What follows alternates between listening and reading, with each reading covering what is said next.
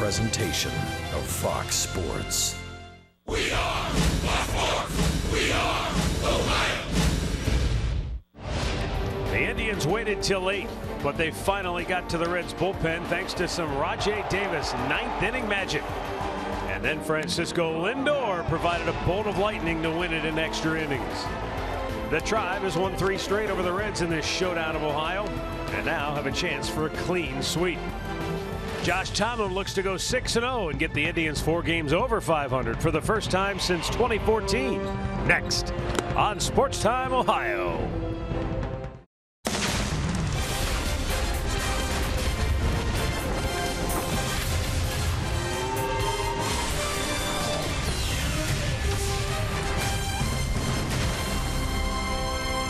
From downtown Cincinnati, it's a baseball night in Ohio as the Cleveland Indians wrap up this series against the Cincinnati Reds at Great American Ballpark.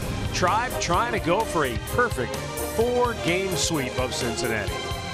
Hi again, everyone. I'm Matt Underwood alongside Rick Manning. The Indians offense has really found its legs against a beleaguered Cincinnati pitching staff. And Rajai Davis has been a real surprise, but Francisco Lindor, man, he has picked up right where he left off a year ago.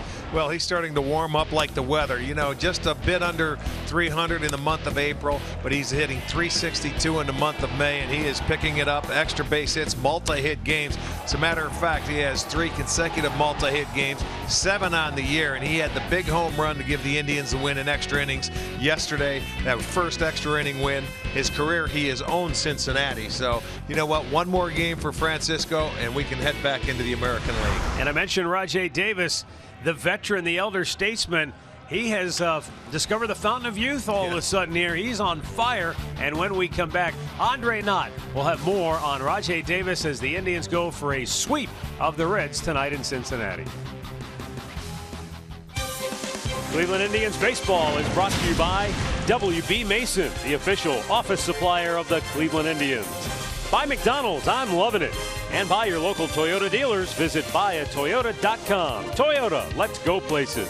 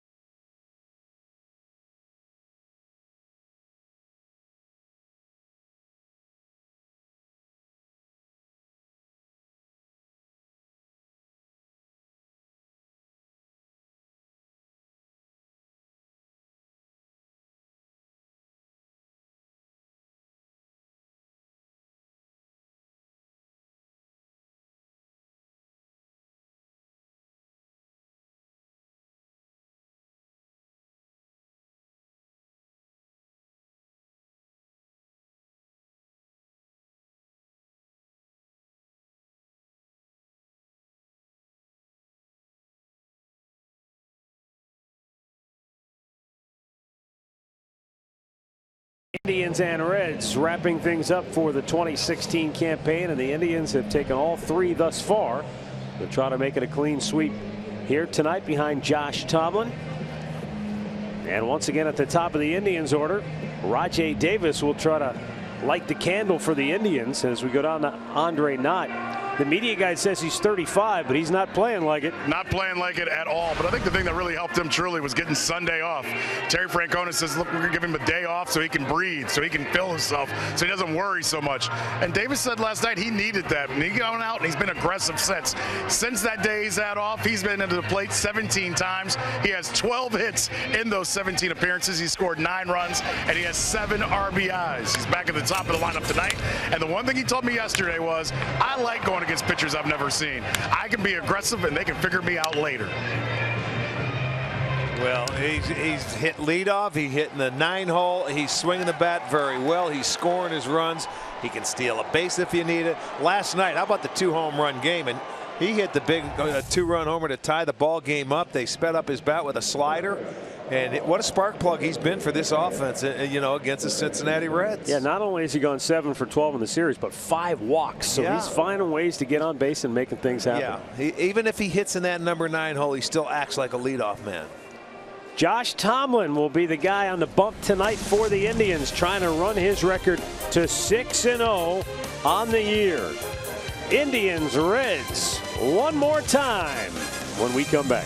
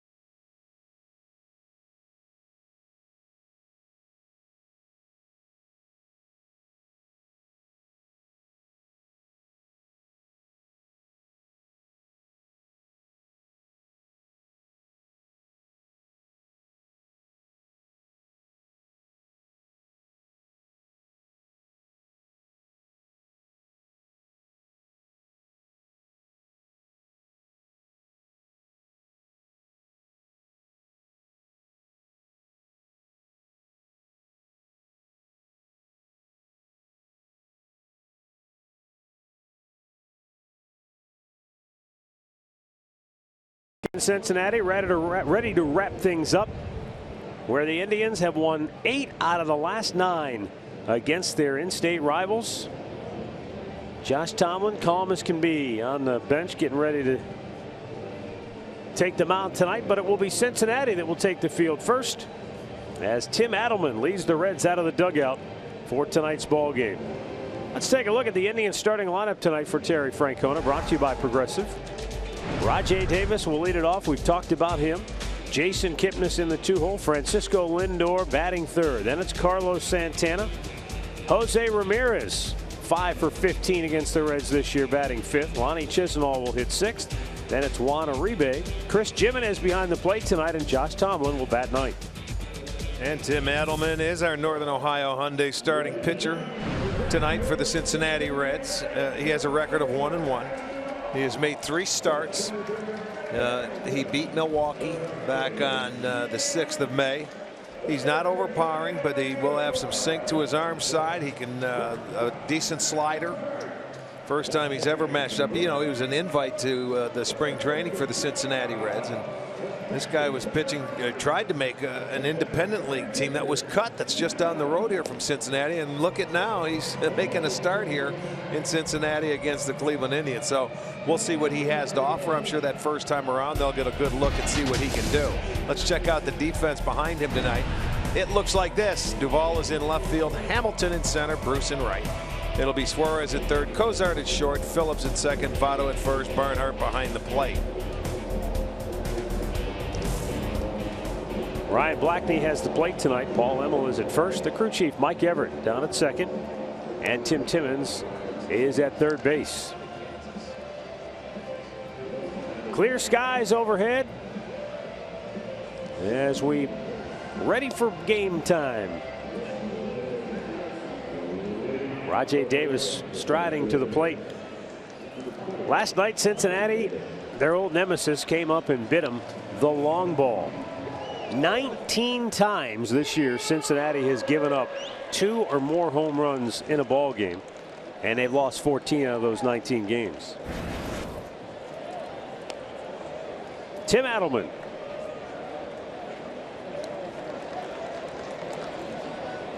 Steps on the rubber. He works out of the stretch, does not use a windup. Unless you call that a windup. And it's in there for a first pitch strike. Well, that's sort of a timing thing. You watch his front foot come out, he'll come back and almost like click heels before he throws it to the plate. But it sets it up. And Rajai way out in front of it. It's 0-2.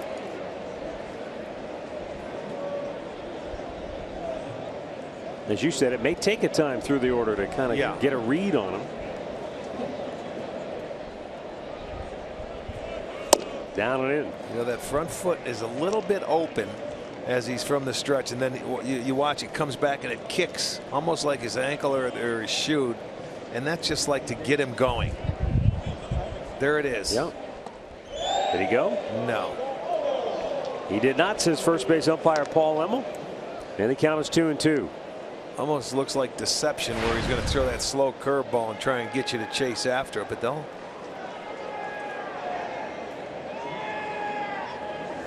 Yeah, Rajai shoots the fastball back to the screen. It's a tap. You know, Jeff Facero, an old pitcher, is down in their minor leagues, sort of got his.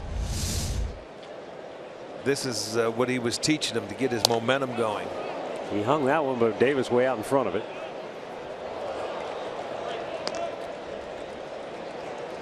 Wasn't Jeff Facero at one time an Indians farmhand? May have been. He was, wasn't he? A long time ago. Yes. Went on to have a pretty good career with Montreal and Boston. 2-2. Yep. Strike 3 call. Low heater.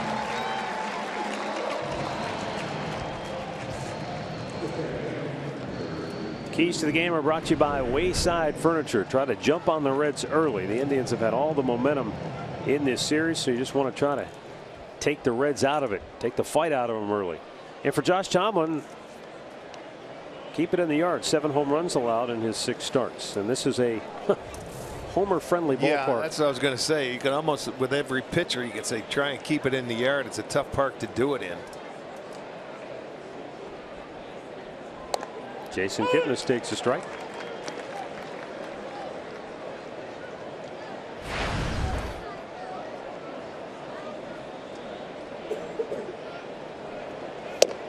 Yeah, that's inside. 1 ball, 1 strike.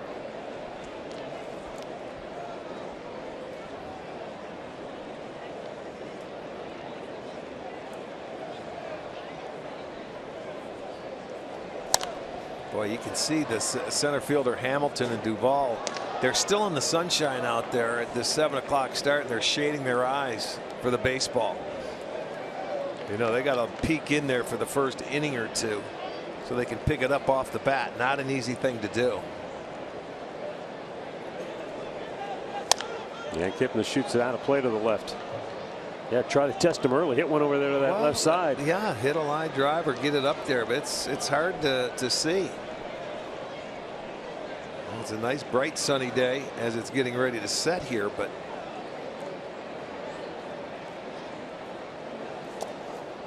breaking ball down and in.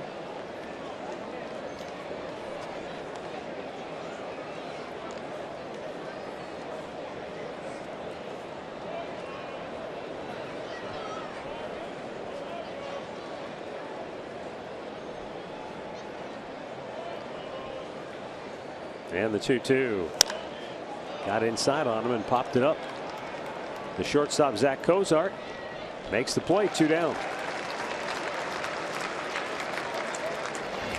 Our great clip of the game from last night, Francisco Lindor with the go-ahead home run in the 12th inning. It sent the Indians on to ultimate victory. Yeah, everybody was happy to see that one in the 12th. Put a good swing on a low fastball.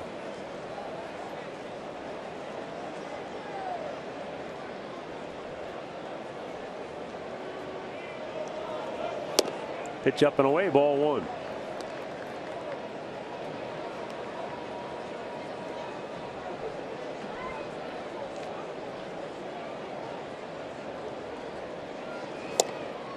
Just missed outside. And the count goes to 2-0.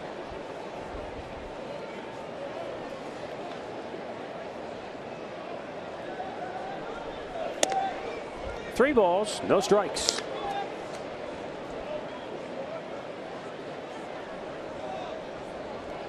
If Lindor finds his way aboard here, Carlos Santana would be next. And Adelman comes back, finds the strike zone.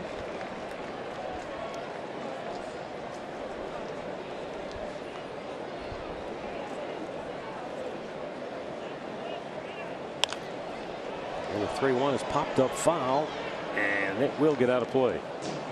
Full count.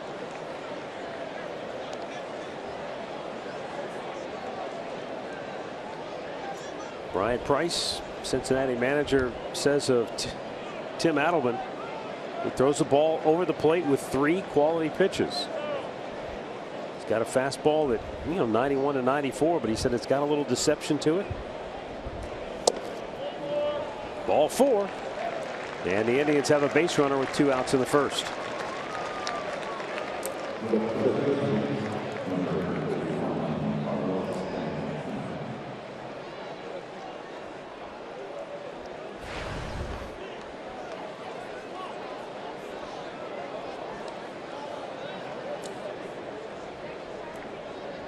Santana getting the start at first tonight. Napoli the day off with the pitcher hitting. See if there's any difference in his approach now that he has a runner on base. It looks like it's the exact same delivery. Touches the foot. Well, that's why they're going to take off early. He got in there. Francisco Lindor with his 7th stolen base on the year. I was thinking, if he does that same thing and that little timing mechanism. First pitch, Lindor's off. He takes a peek back in, realizing he didn't get it, and he just does get the hand in there before the tag is applied. It was close. That'd give Frankie his 7th stolen base.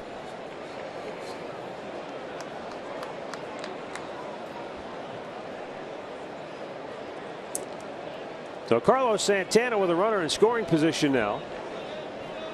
And a 1-0 count.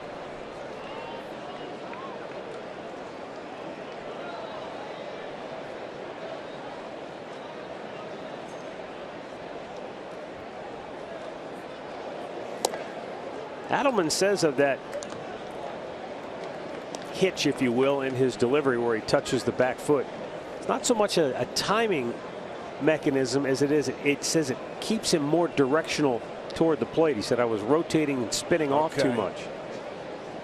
So that foot can only go forward after he taps it. And he said he's done it so much now as a part of trying to get himself on track. He said, I don't even think about it. It's just part of picking up the baseball and throwing it, I guess. Yeah, well, then that's hit one of those points that it's one of his checkpoints.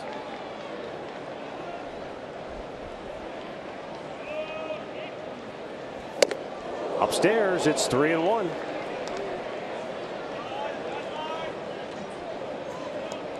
And when he was working on this, Rick, he was coming out of the bullpen anyway, so he said, I just scrapped the windup and just stayed with this because, again, it's simplifying things. Yeah, that's what you're comfortable with.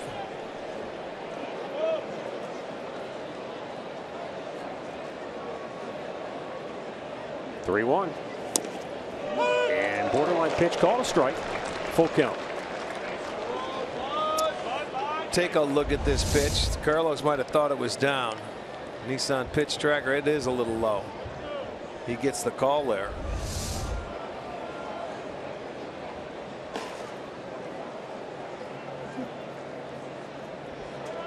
That's a pitch where an umpire will definitely hear it from the dugout if that continues, because they can see up and down from the dugout. It'd be interesting to see if he throws that same pitch and Carlos takes it, if he calls it a strike again. Struck him out with an off-speed pitch. Looked like a changeup. Second strikeout of the inning for Tim Adelman. And the Indians leave a runner in scoring position. Cincinnati coming to bat when we come back.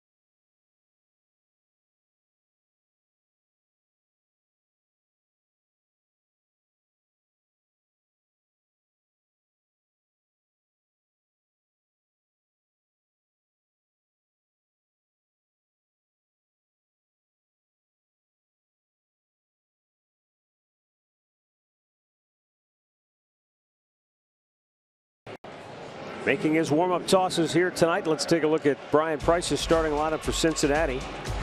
Zach Cozart, who has swung the bat well, will lead it off. Then it's Billy Hamilton, followed by Joey Votto.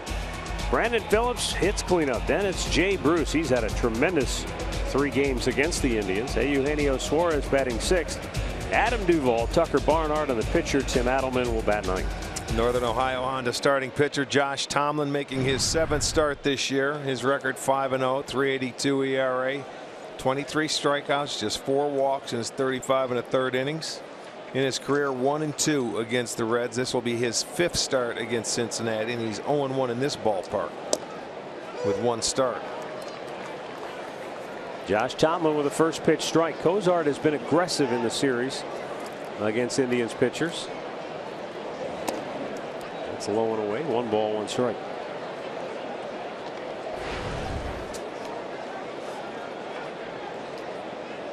Yeah, 3 hits last night, and he did got after it early. Off the glove of Tomlin, this may work out well for Cozart, and it will be a leadoff single. Yeah, once Josh got a glove on it, it deadened it to where it just got away from just in between him and Kipnis. Neither one of them could get there in time to pick it up and throw him out. Little cutter away off the glove. You know, right there probably would have been better off if he didn't touch it, because Kipnis might have been right in line with it. But it'll go as an infield single for Cozart. Now you have to watch for the bunt. And Uribe in on the grass at 3rd. Boy, is he ever. He's got to be about, boy, he's at least a 1/3 of the way toward home plate. 75 feet away.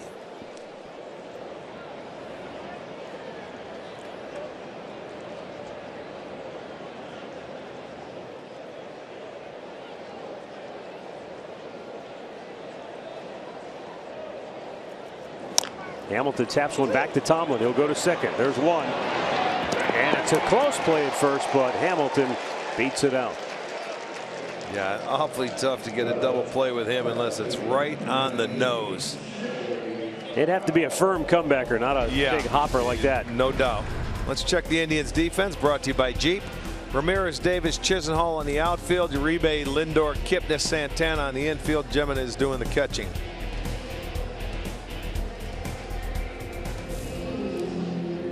Well, we'll see how aggressive Hamilton is here in the first inning now with 1 out and Joey Votto at the plate. Yeah, well, this will be a good matchup because Tomlin does a great job of holding runners. Hamilton is a good base stealer. I wonder how many times Josh will throw over there.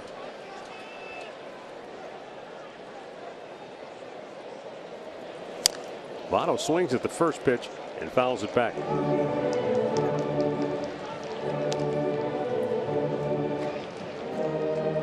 All the hitting Joey Votto did early this afternoon, it must feel like he's already played a game.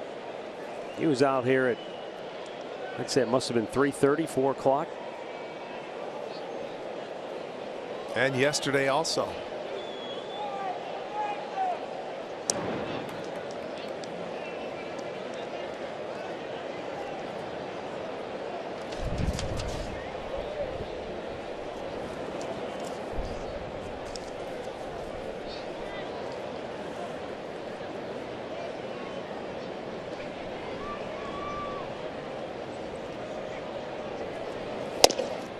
Straighten him up to even the count. That's been where pitchers have attacked Joey Votto, inside. Well, you know he's not going to pull it. He's just going to try and fight it off or push it off the other way. The minute you give him some swinging room away, that's when he can pretty much do what he wants to.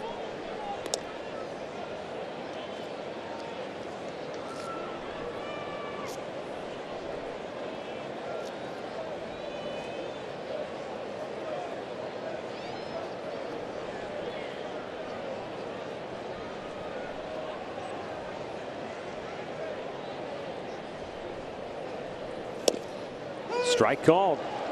And Votto behind in the count, 1-2. Well, the good thing what Tomlin's doing is holding the ball. He's really not giving Hamilton a chance to read. There's a fastball on the outside edge at the top of the strike zone.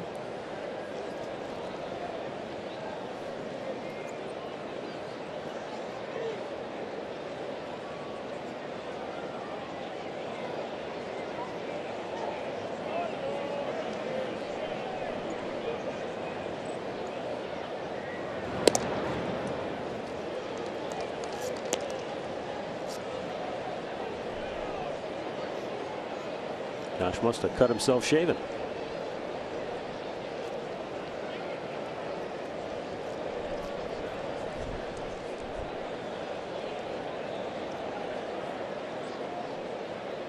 The 1-2 is too high, and it evens the count.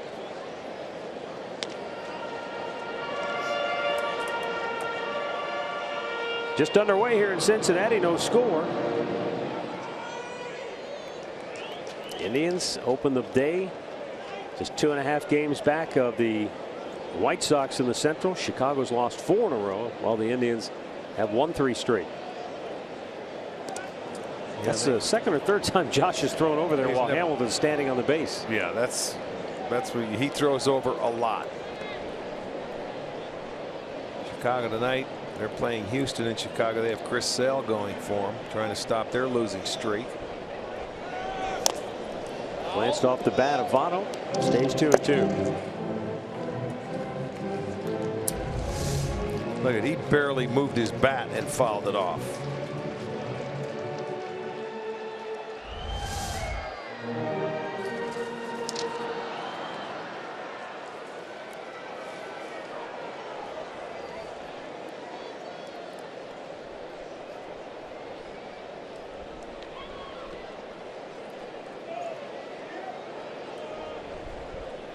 Swung on and missed. He struck him out. 2 down here in the first. Well, he took something off this pitch, and we'll make this our Circle K strikeout. That's a little cutter right there to Votto. Gets the swing and a miss, and the second out of the inning. Josh's first strikeout. 2 down now for Brandon Phillips. He was 0 for 6 last night.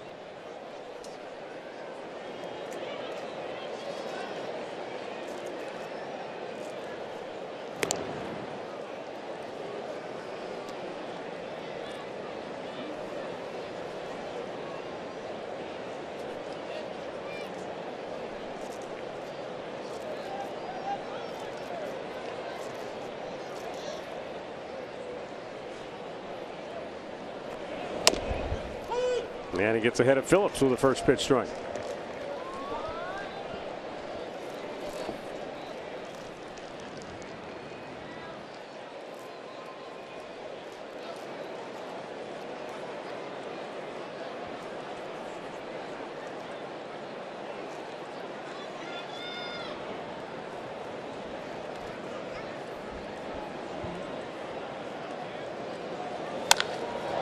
Phillips with a fly ball to center field.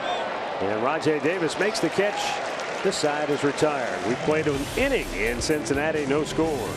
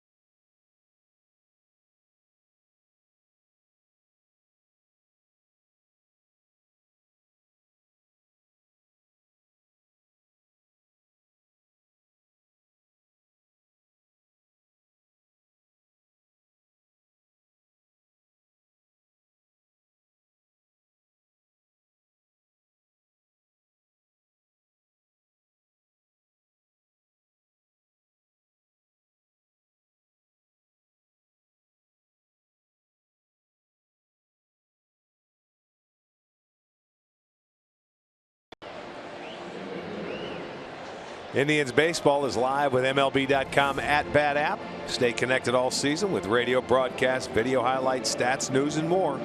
Download MLB.com @bat, the #1 app for live baseball on your smartphone and tablet.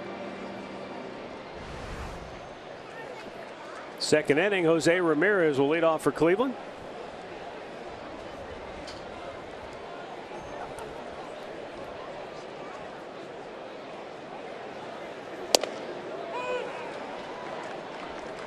Tim Adelman of Cincinnati is one of those stories that it's hard to root against a guy like that. You're almost pulling for him, obviously, except when you're playing against him. But didn't make his major league debut until this year when he was 28 years old. He was drafted originally by the Baltimore Orioles in 2010 and released less than 2 years after that. He tried out for the Florence Freedom in Kentucky in independent ball, and they didn't even keep him. Yeah, he was cut there. And then he signed on with the Lincoln Salt Dogs. Love that name. The first of 3 independent teams that he pitched for over 2 seasons. And in 2013, he had a 1.46 ERA in 40 games with the New Jersey Jackals. Yeah, that's where the New York Independent League or somewhere down in that area. And that's where the Reds saw him and invited him to spring training. And it wasn't like he lit up the world in Goodyear this spring. He had a 22.85 ERA in 4 outings. And now he's making his 4th start in the big leagues, huh? Go figure that. Made his debut against the Pirates on May the 1st. And he allowed 2 runs on 3 hits in 6 innings against that ball club.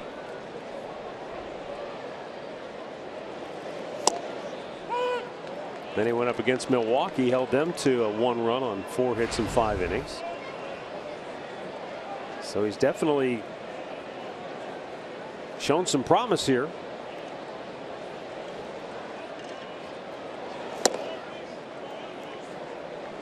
Lonnie Chisenhall 3 for 6 against Cincinnati pitching this year. He's bumped his batting average all the way up to 281 now.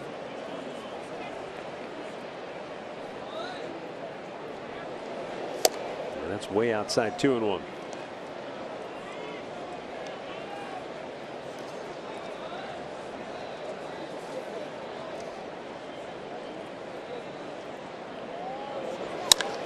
High pop right field. Jay Bruce. 2 down. This summer make a difference, and Bike to Cure in Velasano taking place July 29th through the 31st. Every dollar raised advances cancer research at Cleveland Clinic. Team up, get involved. Velasano.org. With 2 down, Juan Uribe to the plate.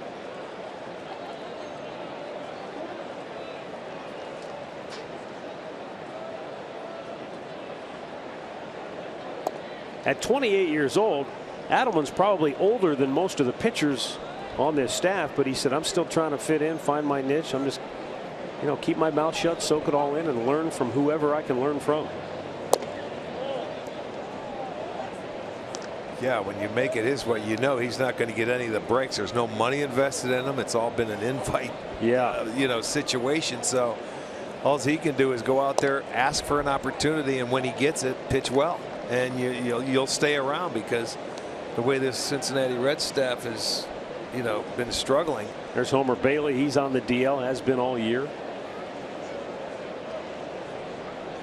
3-0 pitch. Uribe socks it foul.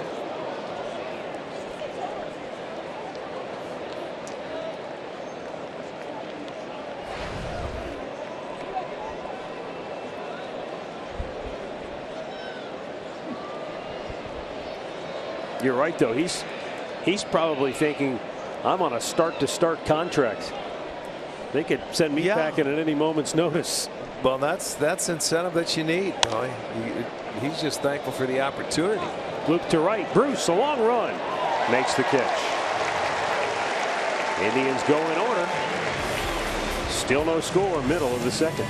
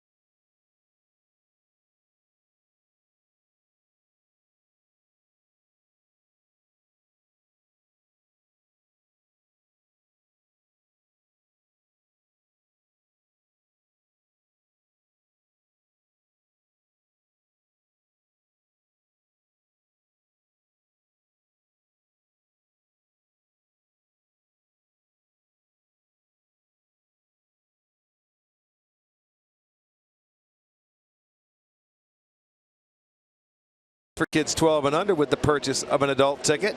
The tickets are located in the family deck at Progressive Field, home to the expanded kids clubhouse. And kids tickets are only available at Indians.com. Second inning here in Cincinnati, and Jay Bruce will lead it off. Jay Bruce, born and raised in Beaumont, Texas. And like so many ball players, grew up playing Little League, then moved on to high school. But his mom said that he never had a lot of self-confidence. He had a lot of self-doubt more than anything else. But eventually they found one of those summer travel teams in Houston, which is about an hour plus drive from Beaumont. He ended up going to Houston to play on a team that included Clay Buchholz. Okay, it was coached we'll face him tomorrow. Coached by Doug Drabeck, former big leaguer. Oh yeah. And she said he started having success there, and then started to realize he was a pretty good ball player. You know, and sometimes that's all it takes. You surround yourself with good players, and you learn something from them. And what is that? The old saying about water rises. You know, you meet the challenge, and you find out how good you really are.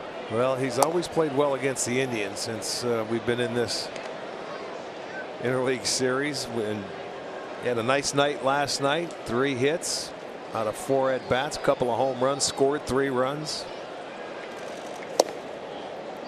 Very close. I think Josh would have liked to have gotten that call, sent him back to the dugout. Instead, it's a full count.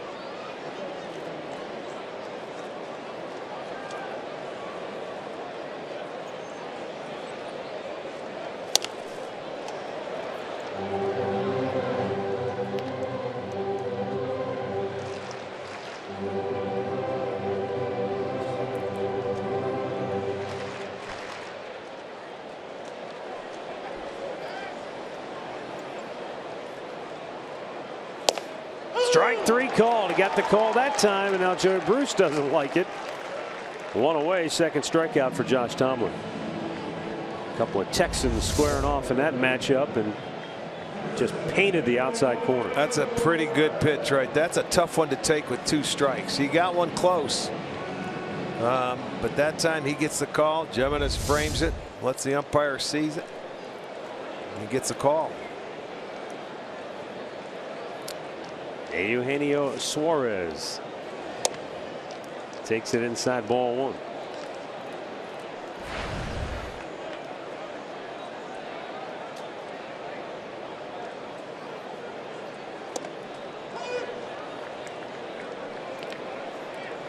Tomlin in his last start did not factor into the decision against the Minnesota Twins on May 13th. Left with the game tied at 4. They went on to win that ball game. There's only no decision on the year. Did go 6 1/3. Gave up 4 hits. But the 3 long balls. Hit foul, third base side. Evens the count of 2-2.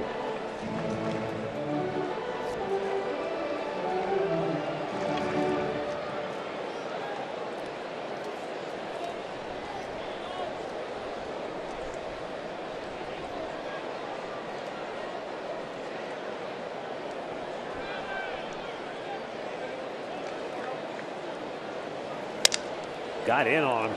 Might have snapped his bat. Yeah, not carrying to first today. 2 down here in the second inning. Arcia in the driver's seat today shows you that Josh Tomlin over the last 2 seasons, money. Look at that, 12-2 in 16 starts with a 3.30 earned run average. Yeah, you love the strikeout to walk ratio. Josh always around the plate. That's why he will give up some home runs. As long as there's solo shots, you don't mind.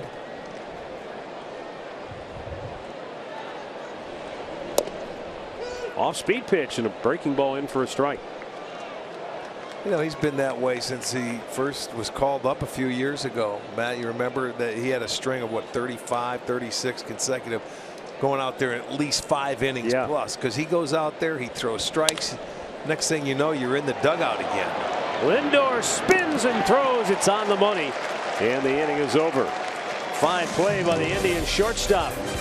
And through 2, no score in Cincinnati.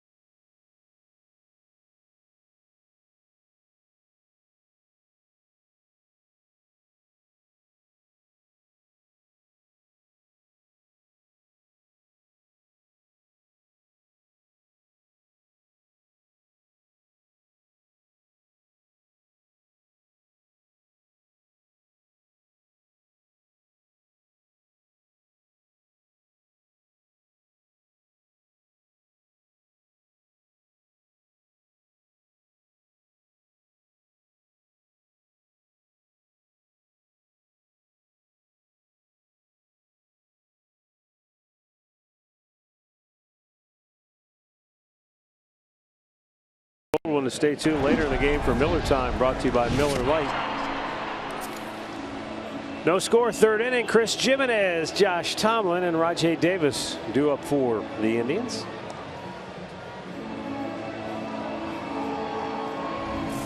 Tim Adelman making his fourth major league start. So far, he's faced 7 hitters. He's retired 6. He's walked 1 and struck out a pair.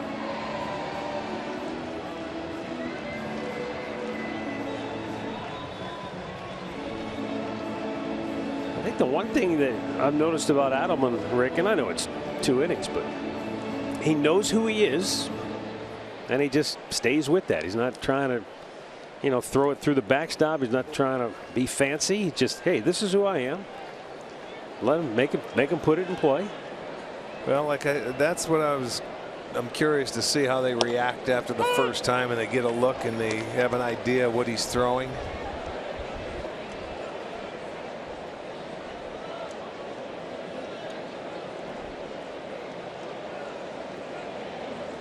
And a breaking ball and a nice one in for a strike 0-2. That's going to be the equalizer for him, that breaking ball right there. It seems like that's what he likes to use for his put-away pitch. Then if you get guys sitting on it, then we'll see if he sneaks any fastballs inside. See, slower the better. 1 ball, 2 strikes. You know, watching him in between innings, you know, when that inning's over, he doesn't come out to the mound until there's about 35 seconds left. He goes out there, throws 3 or 4 pitches, and let's go. I love it. Why waste your bullets, right? Well, that's what I'm watching. You know, most guys, I'll be sprinting out there after that. You know, after the inning's over, you have to see catchers go out there, but he's one of the last ones on the field, which is a rarity. You don't see that much anymore from pitchers. Chuck a couple in there. Okay, let's go.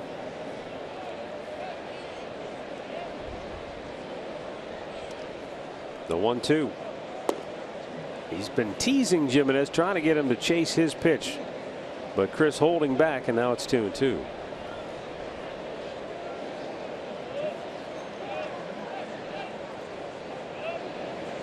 And that's the thing, though. He goes 74, 75, and then boom, that 90 might get on you a little bit quicker. And he elevated it. He put it in a good spot above the letters. That's his 3rd strikeout now in 8 hitters. And now he'll face Josh Tomlin. And with more on that, let's go to Andre. Well, Josh Tomlin isn't your normal pitcher in any sense of the word. And one thing about ball players, they're competitive.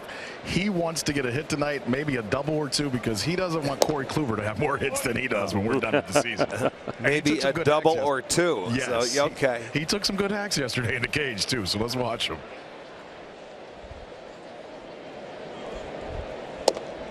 Well, I think you hit the nail on the head, though, Andre. I mean, he's a competitor. He's not going in here with the mindset, well, I'm a pitcher, I don't get the hit. He's going up there because he wants to swing the bat. And he's got a base hit right back up the gut. There you go. He's got 1. And that's the first hit of the night for the Indians. And first hit in the ball game.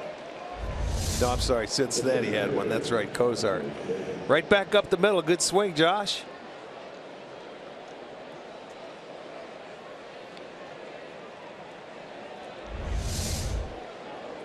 So he's aboard with 1 out now for Rajai Davis, who was called out on strikes his first time up.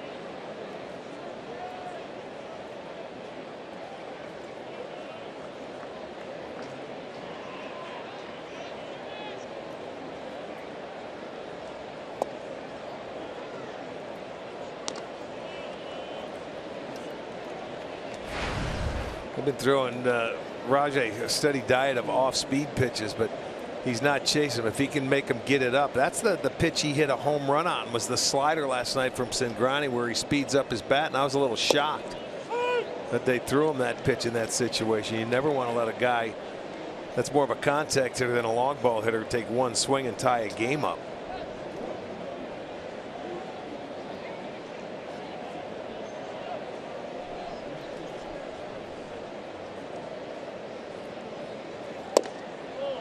Just a bit low and in. Well, that's the pitch that ties the game up.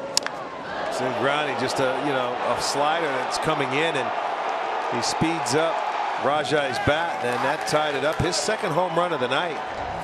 Cingrani, that's not his. He's a fastball guy more than he is a breaking ball.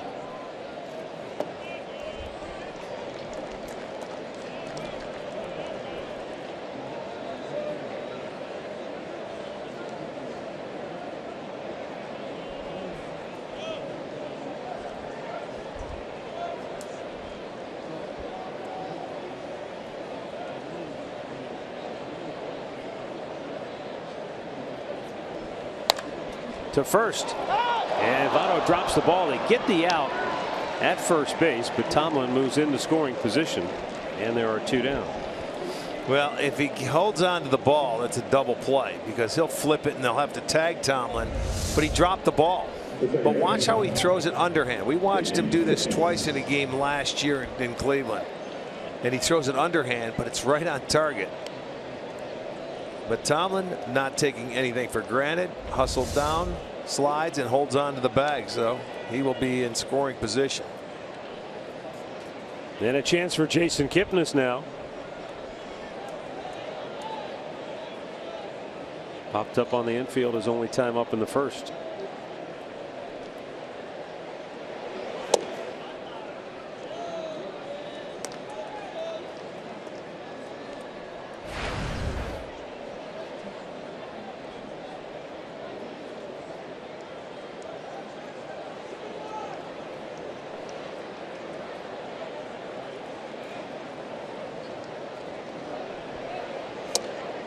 Caught the outside corner with that fastball. 1-1.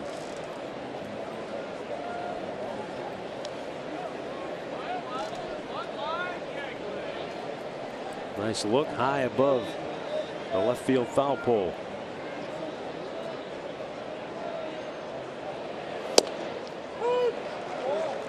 And it's called a strike. Kipnis not happy with that. He's in the hole, 1-2. But so far, Adelman has stayed out of the middle of the plate, which is the name of the game in pitching. You're right. Stay out of the hitting lanes. The middle 9 or 10 inches of that plate. Stay on the 2 to 3 inches on the inside or outside edge. But he's worked it in and out. Change speeds. And he's changed speeds very well.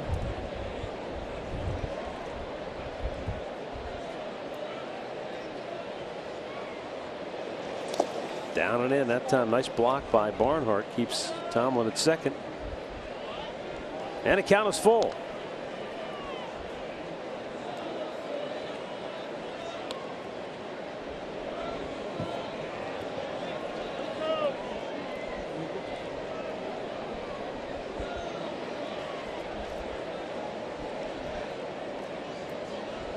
The payoff pitch.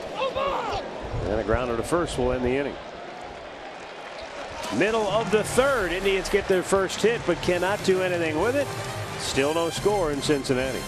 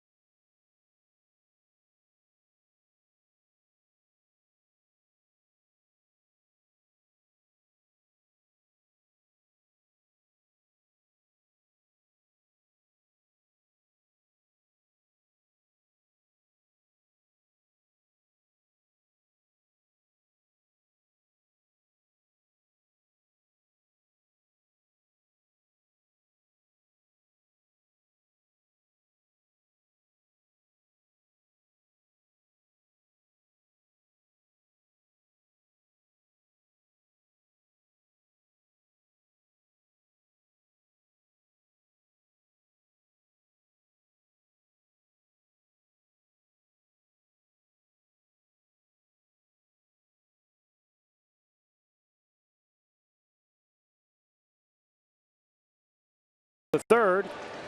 Take a look at our T-Mobile greater coverage of baseball. Jackie Bradley Jr. in Boston has a 24-game hitting streak. And Rick, I read somewhere that Ted Williams never had a 24-game hitting streak. Well, maybe he walked more times than anything, you know. I would think this guy, you know what's surprising is he's not hitting the top of the lineup and he has a 24-game hitting streak. He's sitting down in the lineup. So that's impressive, even more so. But 24 games, that's a nice streak to have. It is.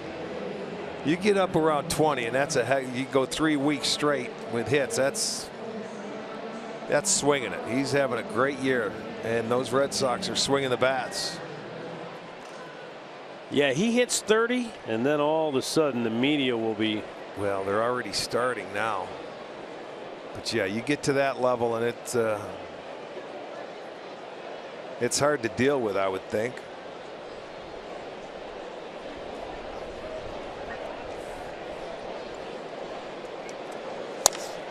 Ground ball right to the third baseman, Juan Uribe. And he'll throw out the catcher, Tucker Barnhart. One down here in the bottom of the third.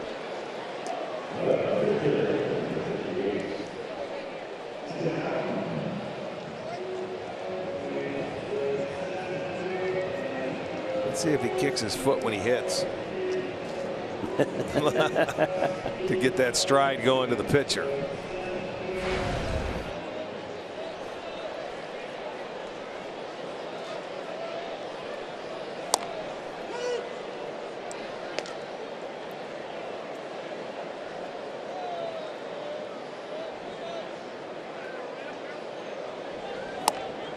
Couple of pretty good pitches right out of the chute. Down and away. Has him down 0-2.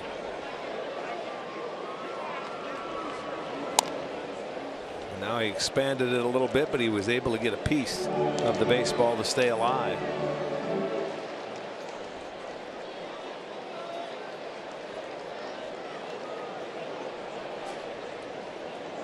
Swung out and missed. He threw it by him for his third strikeout. And the Reds go 1 for 9, first time through the order against Josh Tomlin, and that one was a tainted hit by Zach Cozart that hit off of Tomlin's glove to start the game. Well, it'll be Sugardale Dollar Dog Night when we return home on Friday, May 27th, as the Indians will host Adam Jones and the Baltimore Orioles. Plus, fans can enjoy $2 Miller Lights from 5 to 7 in the right field district, and post-game fireworks after the ball game. Go to Indians.com for your tickets.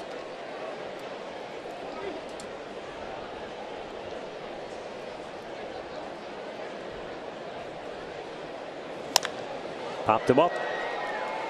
And Cozart will be an easy out here in the third. Josh Tomlin cruises through the third inning.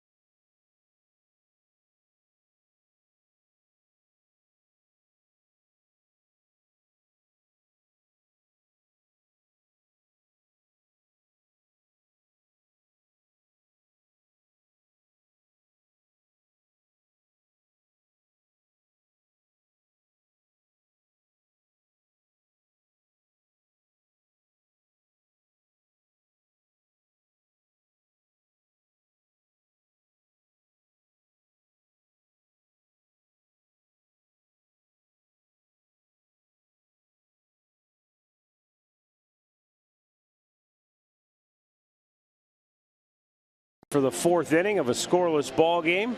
Last night, Mike Clevenger made his major league debut for the Tribe. And here now is Terry Francona and Clevenger with our Hear Right sounds of the game. He looked like it was almost business as usual. I mean, I'm sure on the inside it probably wasn't, especially when he was going to warm up and he was going to the wrong bullpen. Knapp kind of grabbed him, and he was pretty good. He goes, I'm just checking it out. I think the 30 minutes of puking of nerves got me really composed for when I went back out there, so that calmed me down, I feel like. Really? Who hasn't been there? Are you serious? There are guys that couldn't go out. I mean, they talked about Fred Biletnikoff of the legendary Oakland Raiders team. They said before a game, he was in the stall just heaving. Every game. Yeah, some guys, it's just the way they're wired, I guess. Now, I don't know if you could do that in baseball every single day. That would be. No. You'd be called bulimic if you did that. Francisco Lindor walked his only time up, and he takes a strike. I thought he pitched well. I think he pitched better than what his numbers showed. Bullpen came out and gave up some runs in that 6th inning. Lindor shoots one to the left side. Backhanded by Cozart. His throw air mails the first baseman, and Lindor will go to second base. So it'll be a single, and he'll go to second on the air.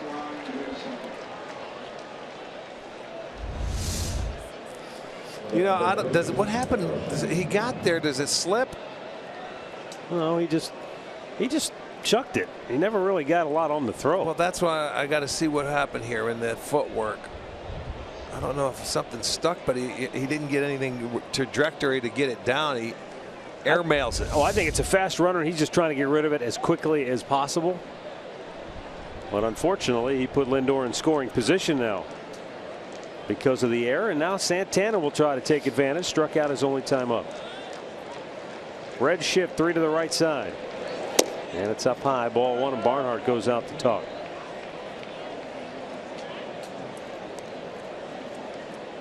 It might be a case where Barnhart's telling he's not a youngster, but the 28-year-old rookie telling him, hey, that's not your fault. Should be on first base. Let's not worry about it. And also, you know, with the shift here, don't worry about him trying to steal because they're close enough. He's not going anywhere. Just make him stop.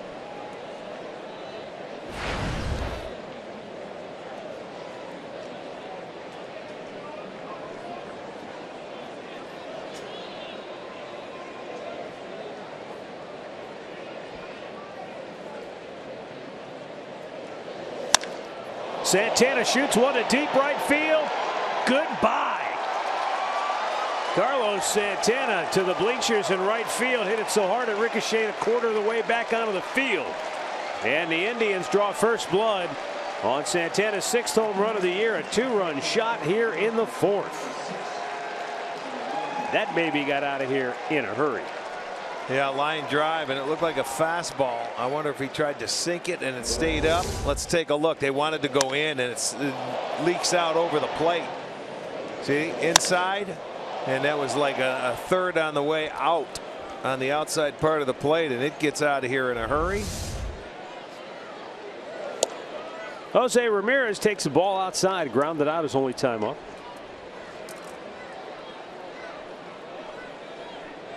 Third home run given up by Adelman. 2-0 to Ramirez. 414 feet on the Santana sledgehammer shot to right field.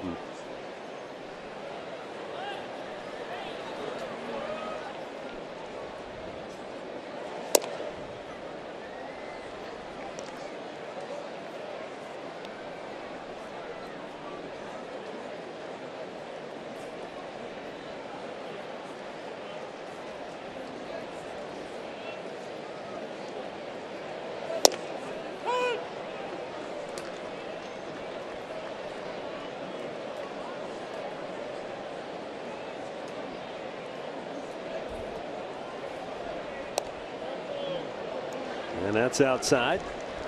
Ramirez draws a walk.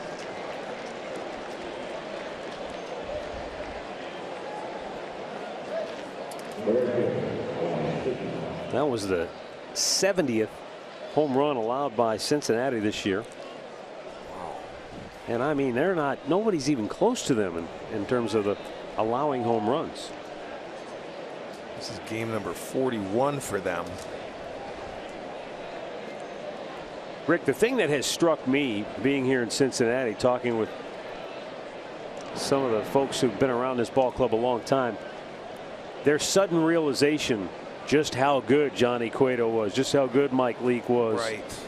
Bronson Arroyo, all those guys over the years that kept the ball in the park because they're flying out of here at record pace. That's very true. You know, the hitters love to hit here, but you think about it, when you have to pitch in this ballpark and you're making half of your starts for the most part here in this ballpark, you got to find a way to keep the ball in the ballpark or you won't be pitching long. And they did do a good job. Lonnie Chisenhall fly to right, his only time up. And he punches one to center. Billy Hamilton has time to get under that. One away. You know,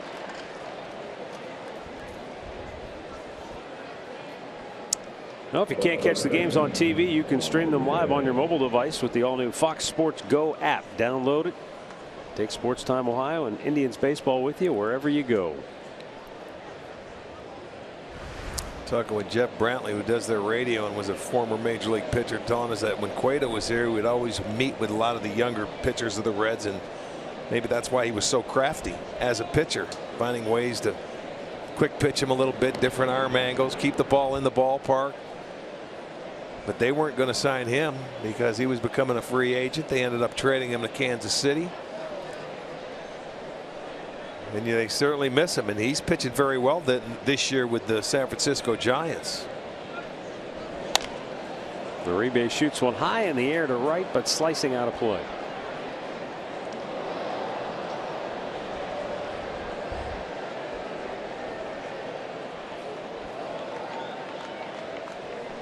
Well, and I think that was part of the Cincinnati plan as they had some of these players reaching free agency. Make some shrewd trades, try to get some big arms in return to jumpstart the rebuild.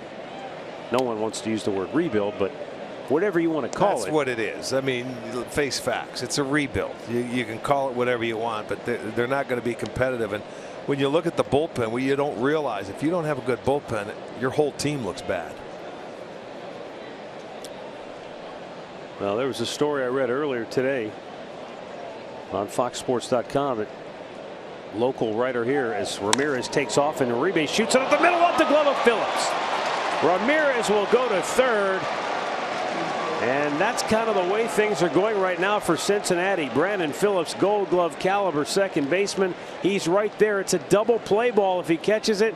Instead, it clanks off the glove. And now the Indians are set up. They give him an error, but this ball was smoked, man. I mean, that ball was hit a lot harder than people think.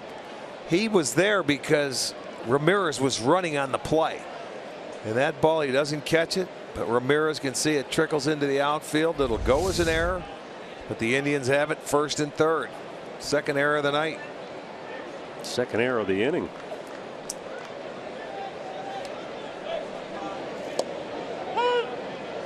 And now Chris Jimenez takes a strike. He had 2 errors last night as well. Suarez made him at third base.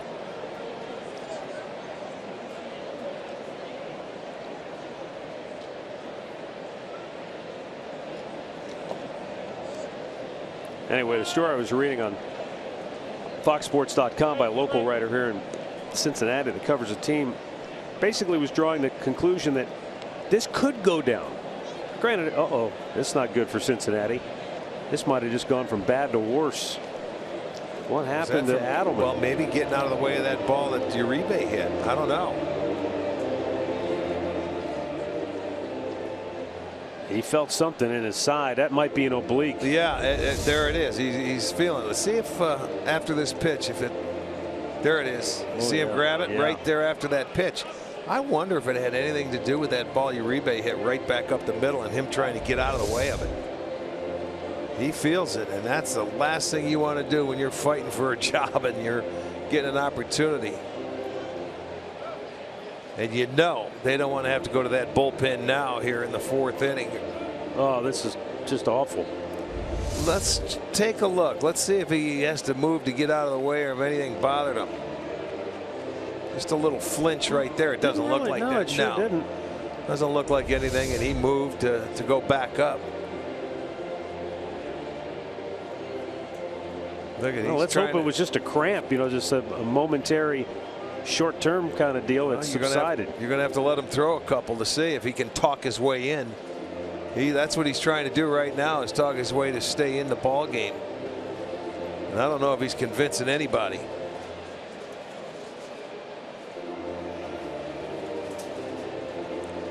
Let him throw a couple. I think that's going to be it. Riggins is going to go call the bullpen. Yes, he is. It's done. He's done. Boy, your heart just goes out for this young man who's, as you said, Rick, he's just trying to fight to stay in the big leagues. He's been successful to this point, and now something grabbed at his side, and he's knocked out here in the 4th inning.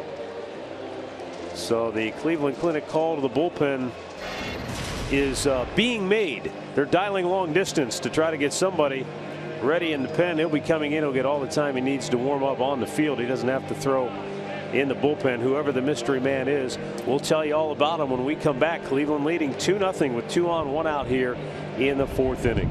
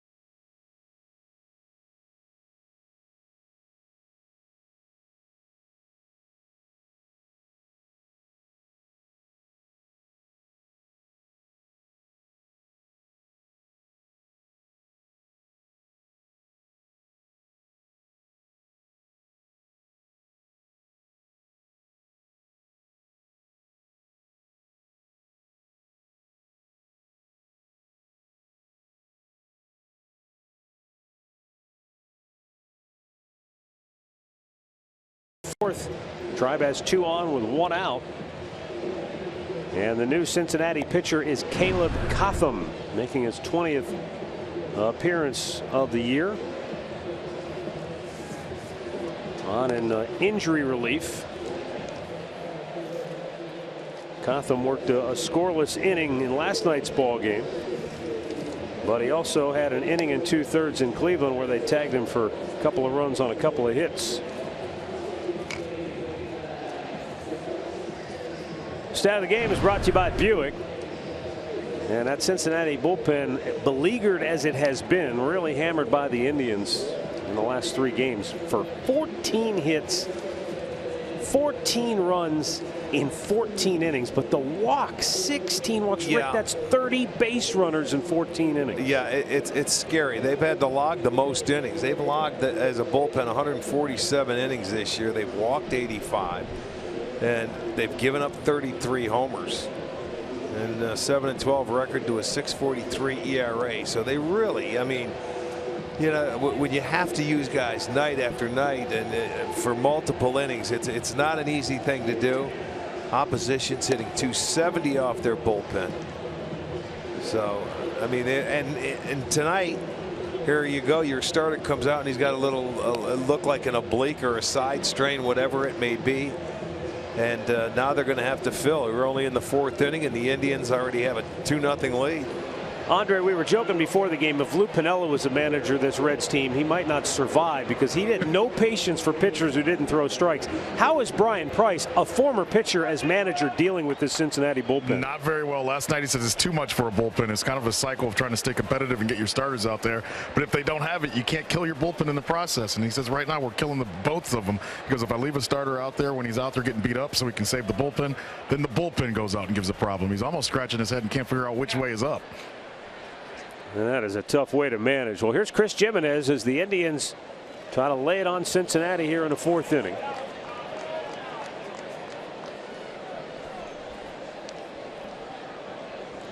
Yeah, he's coming into a 1st and 3rd situation with 1 out. They've made 2 errors in the inning already.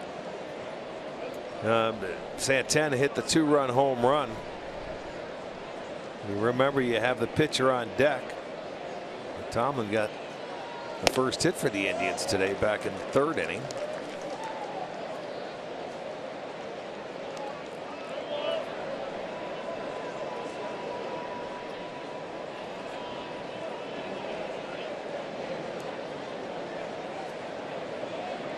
Now the 3-1 pitch, and Jimenez a double play ball to second. How about that? Now he'll get him out of the jam, and the inning is over. But Carlos Santana clobbers one to the bleachers, and the Indians have a 2-0 lead.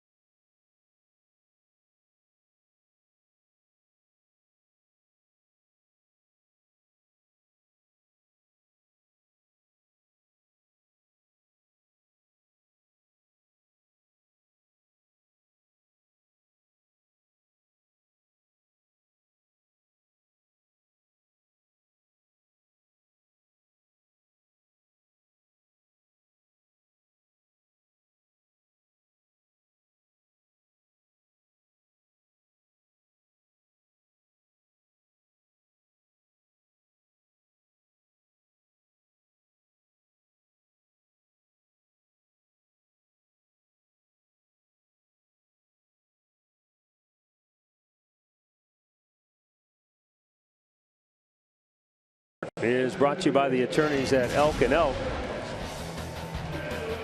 And the Angels are very close from reports to signing Tim Lincecum to a contract because their pitching staff has just been devastated recently by injuries, and now they've got Giovanni Soto, a catcher, Daniel Nava, an outfielder. I mean, they're falling by the wayside out there in California. I thought I had a report where I think they did come to terms with him for a one-year deal. Yeah. Yeah, last I saw late this afternoon, it sounded like they were close.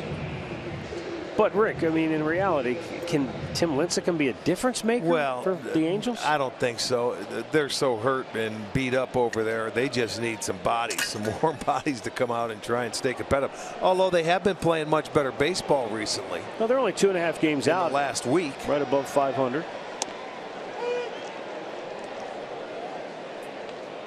But if you're not careful, the Giants can run away with that thing. They've won 7 out of 10. They get hot. The Dodgers, to me, are the mystery team right now. I mean, all the money they've spent, you know, the talent's there, but they're kind of floundering around. Well, you know, new manager Dave Roberts. It's like, let me see how many wins they have. It's Kershaw, and after Kershaw, the rest of the starters have been terrible. I mean, he's you can bank it when he pitches. But, you know, if he's not on the mound, you can forget about it. They're just a game over the 500 mark. Yeah. The 0-2. Hamilton ropes it deep right field, and a fair ball into the corner. Lonnie makes a nice play on the ball, and Hamilton held to a double. If he misplays that at all, Hamilton's on third base. Well, you see, he keeps looking back, and he was thinking triple, but he got it in quickly. Holds him to a leadoff double here for Hamilton, his 8th. So they'll get their leadoff man aboard and try to answer that 2-run inning that the Indians put on in the top half of the inning. Just the second hit for the Reds tonight.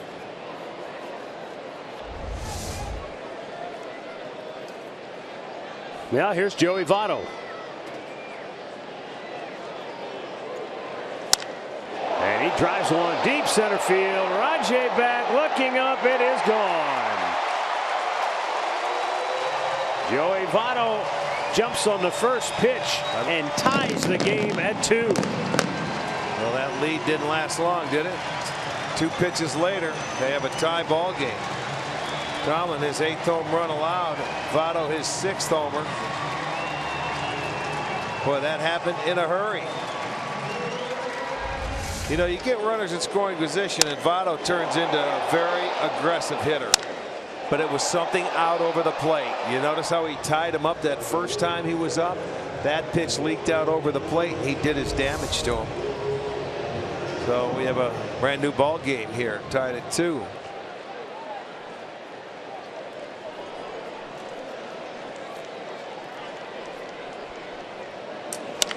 Ground ball towards short. Lindor throws out Phillips, 1 away.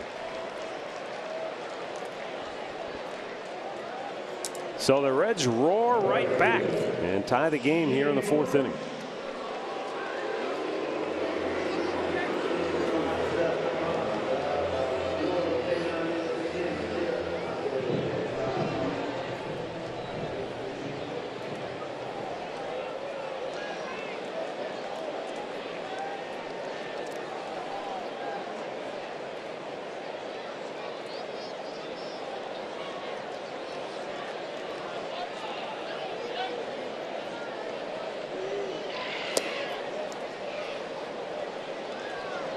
Well, the Reds, their second time, they look like they're going to try and get aggressive off Tomlin, not let him get ahead in the count.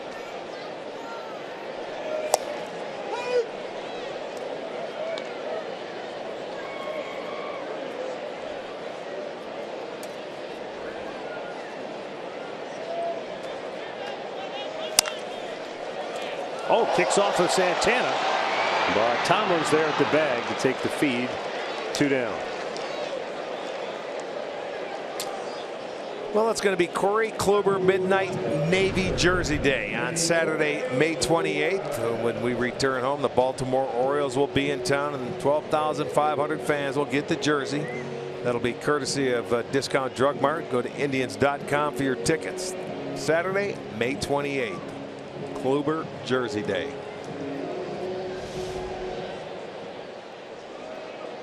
And that's it. The blue that they're wearing tonight. Nice big curveball. Drops in for a strike.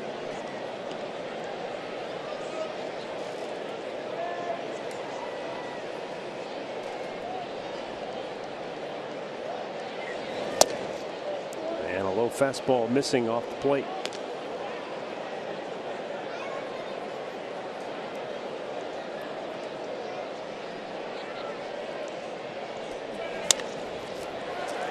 Tough play for Lindor. Long off balance throw, and it gets by Santana, and the ball goes into the photo bay. So down to second base goes Suarez. You know, that's the one time that Frankie, we see him.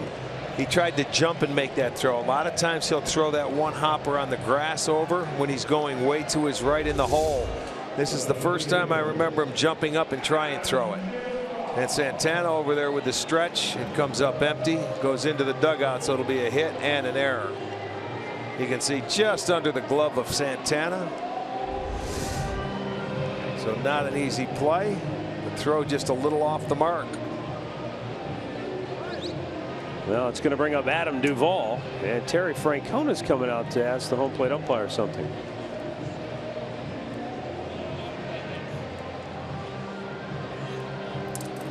Oh, he was trying to figure out where the ball went. It went. He saw it kick back onto the field. He thought maybe it hit the railing. It went through the photo bay and hit the back wall and kicked all the way back out onto the field.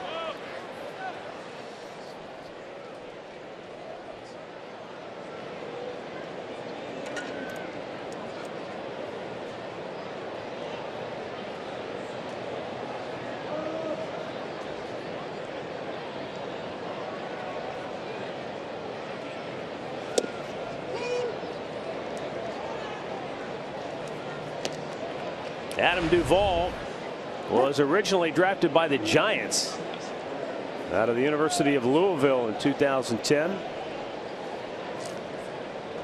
2014 made his major league debut. What a story, though. I mean, he gets called up by the Giants. So he gets to AT&T Park the night he gets called up. He got there just minutes before the first pitch, and then sat there and watched Tim Lincecum throw a no-hitter, the first one he'd ever seen. Nice. Then he gets his first start and hit a home run.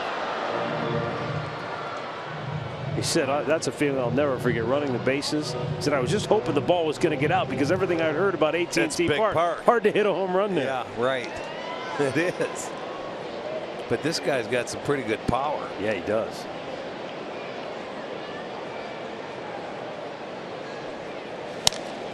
Popped him up here, though. And Tomlin should be out of the inning. Kipnis takes charge. And after 4, we're tied at 2 thanks to Joey Votto's 2-run home run here in the 4th for Cincinnati.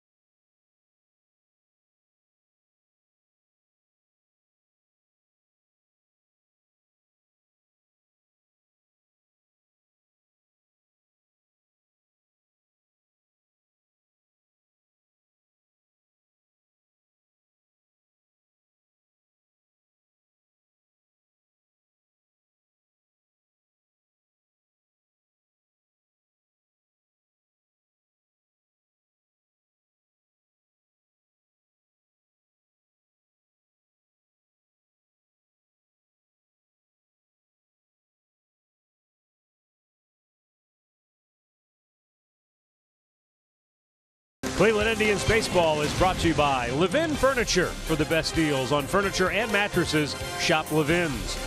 By your Northern Ohio Honda dealers. And by the Cleveland Clinic. Access anytime, anywhere.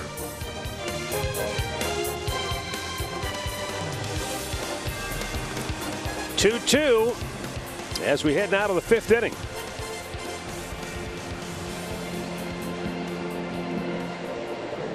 Josh Tomlin will lead it off for Cleveland. Then the top of the order. Josh with a solid single right back up the middle his first time up. Caleb Cotham came on in relief in the fourth. And he misses outside for ball one.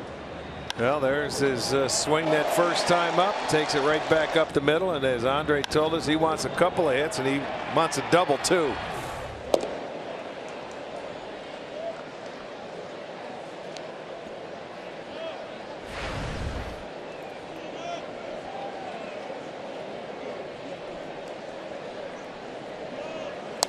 Not a play.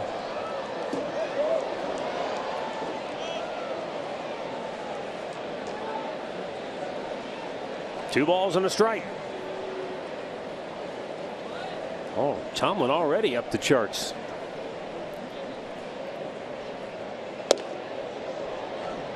Might have got a little greedy there. 2-2.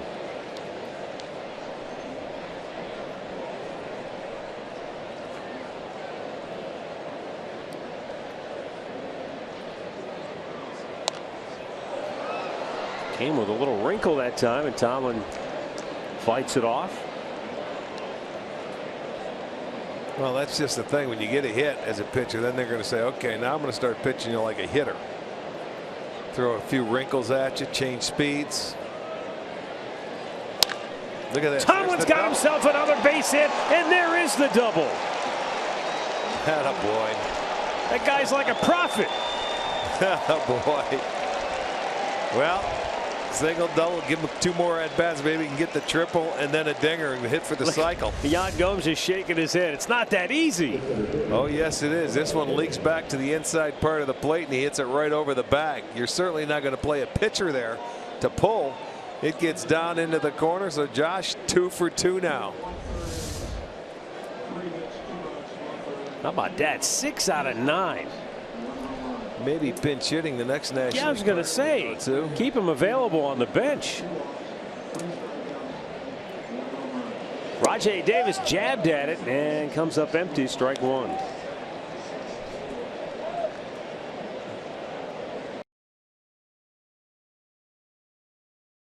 Bunt. His job is to get him to third, but boy, he's been swinging it very well.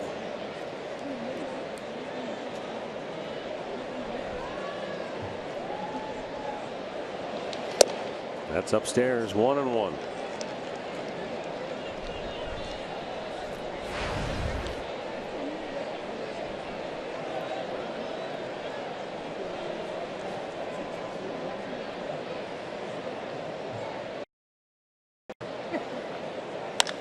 He drives this one to deep center field. Hamilton racing back. He's out of room. Can't make the play. It's off the wall. Tomlin had to wait. They're going to wave him around. We might have a play. No, they don't pull the trigger. And Tomlin scores standing. The Indians regain the lead on a booming double to center field by Rajai Davis. Yeah, the way he's been swinging it, boy. And he hit that one a ton to center field off the wall. Hamilton didn't catch up to it, so back-to-back doubles gives the Indians retake the lead. Just another RBI and another hit for Davis. Boy, it looked like he was going to get up there. He knew the fence was coming. The ball ricochets, and Tomlin was way back at second base. And I'll tell you what, Sarbaugh made a big decision sending him around. I thought he was going to hold him up. To be honest with you, see, he should be. He wanted to go back and tag up. He's not out on the bases all the time, but I'll tell you what, he got in there to score, no big deal. Rick, I almost wonder if Zach Cozart forgot who was running, or maybe just thought there's no way. Yeah, true. Maybe he thought he didn't take a peek to see where he was before he went out there to get that throw. Well, the Indians aggressively coming right back here in the fifth, and now Tomlin hopefully has a few moments to catch his breath. How often do you see a pitcher double and then score from second on the very next ball put in play. Well, for us, never. I mean, because they never hit. But I'll tell you what, he's got his 2 hits, and double mixed in there for him. All I can say about Josh Tomlin is to quote the old Jimmy Johnson line: if you're going to talk the talk, you got to walk the walk, and Josh certainly has tonight. Kipnis sends a sky-high pop, shallow left. In comes Duvall. Can't get that runner over to third here. And so with 1 out, Francisco Lindor coming up.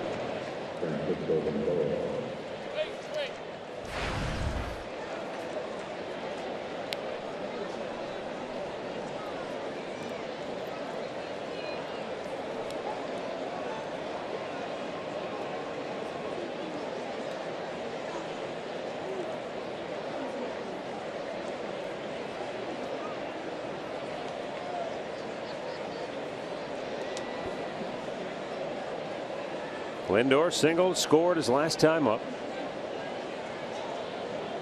Rajai takes off for third base. Here's the throw, and it's not in time. Picked the right pitch. Suarez did a great job to keep that from getting in the left field. Yes, he did. Rajai picked the right pitch. It was a breaking ball. And he really picked the right pitch to run on. Didn't have that great jump, but the pitch certainly helped, and a nice pick by Suarez, but he gets underneath the tag. So he steals third. He picks up.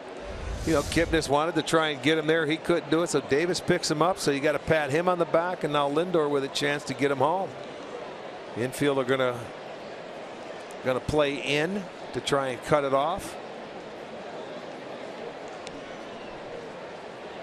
Davis, his 10th steal. Yeah.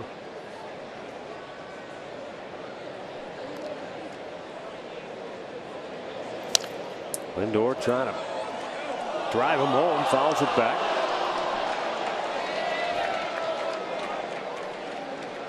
Well, that's a great time to steal third, too, because it changes the inning. They've got to bring the infield in. You put the pressure really on the defense now. Yeah, and you know what? With the left-handed hitter, it was a alleyway for the catcher. Lindor shoots it toward left field. It's going to get down, and Davis can walk home from third. Francisco Lindor with his 2nd hit of the ball game and his 11th hit against Cincinnati over the last 4 games now. Well, it wasn't hit hard, but it was placed beautifully. You go the other way and just bloop it in front. Rajai can walk home, and Lindor gets his job done. Make it a 4-2 ball game. The infectious smile of Rajai Davis. Well, when you're swinging it like him, I'd be smiling too. He's one of those guys, though, even when things aren't going well, he's the guy walking through the clubhouse saying, there's always tomorrow, guys. You know, he's just, that's his personality. Yeah. And back to the mound right now is pitching coach Mark Riggins, who's been out there. He'll have more yards than John Riggins had in his career when this season's over. Oh, there's no question. He'll have it by All-Star break. Already has more yards. Kivas Sampson getting loose in the Cincinnati bullpen. Well, you knew it was going to be tough for the Reds when their starter had to come out in the top half of the 4th inning, and they're going to have to log all those innings. Yep. But as Jay Bruce said recently, no one's going to feel sorry for us, so we can't be feeling sorry for ourselves. That's right. Now, I mentioned it earlier, Rick. I was reading a story by Dieter Kurtenbach on FoxSports.com, and the title of the article is "This could be one of the worst bullpens in baseball history" here in Cincinnati. Right now, their collective ERA would rank 6th worst in the history of baseball. Now, there's still a lot of baseball to be played this year. They could certainly improve on that. But he tries to put that ERA in a sort of perspective, because most of the bullpen ERAs that are worse, the 5 or so that are worse than that, were from the 1930s, when bullpens weren't. There weren't bullpens. They weren't bullpens like they are today. They weren't constructed to do what they are today. Well, if that's the case, you're right. The only time you would do it is when the starter was just either knocked out. Oh, boy. Santana says, see you later. Oh, my. Halfway up the bleachers in right field. The Indians' second home run of the night, and they've both been hit by Santana. And it's a 4-run fifth inning for Cleveland. And this has been a familiar theme in the series, the big inning for Cleveland. Yeah, it really has a 4 spot, and Santana with a great night going now, 2 for 2, 4 or 2 for 3, 4 ribbies, and both of them no doubters. And Cincinnati, they can't wait to get the Indians out of town. They're sending limos for these guys so they can get them out of here to the airport going in a hurry.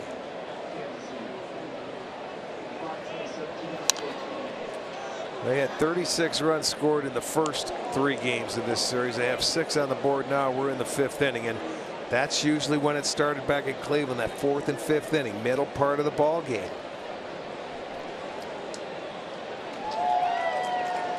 To wrap up this story on the Reds bullpen, Rick, one more thing I want to throw at you.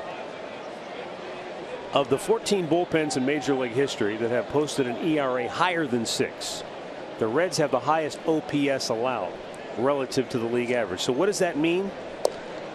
Batters are hitting 45% better against the Reds bullpen than a league average pitcher. Okay, that's not good. That's a tough way to get through a season because teams rely so heavily on the bullpen. So there are 2 down here in the 5th inning.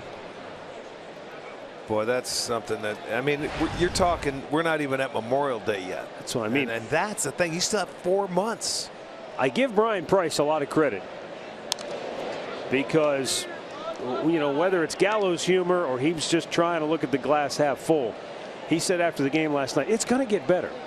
You know, he's trying to put the positive spin. Hey, there's a lot of baseball left. We'll turn this around. We'll get better. I'm not so sure there are a lot of Reds fans that would be in agreement with well, that. that's the same thing when you look at what's going on now with Atlanta or with Minnesota. You know, there's no way you can fold it before Labor Day. You know, or go in. You have to stay positive and try and turn it around. There's way too much baseball left. But if Minnesota loses today, they'll be 20 games under 500 already. I know. Lonnie shoots one foul left side. And you've got a manager there in Minnesota that's a Hall of Famer, and he's not a quitter.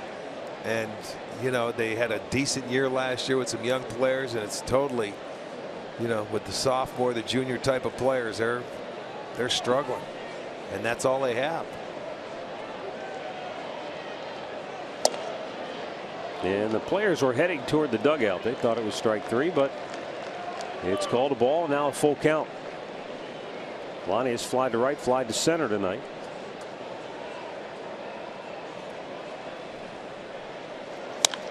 And he pops up to shallow left. So all 3 outfielders have retired a ball hit by Chisenhall here tonight. But offensively, the Indians making a lot of noise here in the 5th inning. Josh Tomlin with a big knock. Rajay, Lindor, and Santana.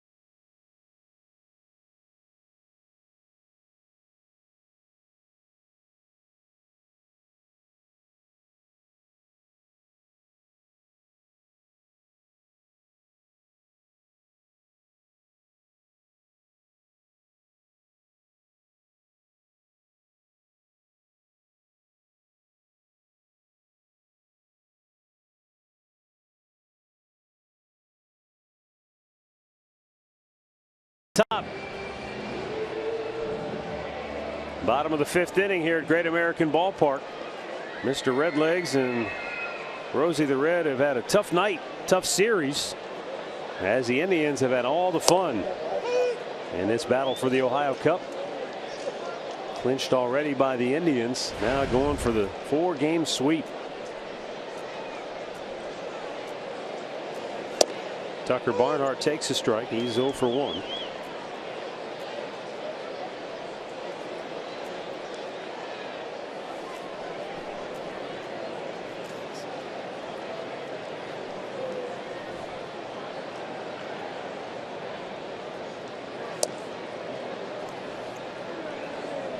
Pitcher spot due up second in the inning, and they've got Tyler Holt in the on-deck circle.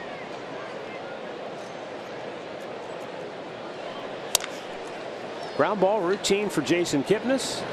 1 away. It's more than a badge, it's your pass to kick off the summer. Don't miss the Memorial Tournament presented by Nationwide, May 30th through June 5th. Purchase your badge at memorialbadges.com. Tyler Holt will bat now for the pitcher. And with 1 out in this 5th inning, Josh Tomlin armed with a 4-run lead. I wonder what that does for a pitcher, Rick, when you, especially when you're a competitive guy like Josh, and you have an opportunity to have a hand in it now. You don't just sit and watch, but you go up, you get a double, you come around to score, you see the guys kind of chip in and score a few runs. That's fun. It's got to be a huge lift, even more so than when you're in the dugout watching them do it. You hear, how many times do you hear guys say, you know, I don't like to DH. I like to go out there and play a position. It keeps my head into the ball game. You know, you're into every little thing. Well, our pitchers don't get an opportunity to do that. So when they come to a National League park, they do. And it's a different feeling. And especially if you get a couple of hits, it would be awesome. Why wouldn't you love it? You know, a lot of times we're thinking, hey, just don't go up there and don't embarrass yourself if you have to lay down a bunt. But how many times do you think, okay, let's get a couple of knocks, and you're the pitcher? And they were no joke. Well, you see what the other starters are doing. They're smiling and laughing, and now that puts the pressure on them the next time we go to a National League ballpark. I think that's Washington, right? Is that our next NL stop on the road? A good question. Oh, we'll be in Atlanta. Atlanta and then Washington. Washington might not be till August. You know, it's funny when interleague play first started, we played it in about a 2 or 3 week period, and we were done with it. You know, it started about the end of May, and we'd play our Cincinnati. We'd have our weekend series, and then, I mean, all of baseball would play, and then it was over with in about a 2 or 3 week period. Now it could be all year long. There's still some teams that haven't played an interleague game yet, both in the American and the National League. Well, we had one early with the Mets coming to Cleveland, going to Philadelphia. Baltimore, the White Sox, Seattle, Texas, and Oakland in the American League have not played a National League team yet. Tell you what, that Windy City series has certainly taken on a whole new shine this year, hasn't it? It'll be fun. Woo. Yeah, Chicago's the talk of baseball now, the north and the south side. 3-2 pitch, and Holt fouls it off.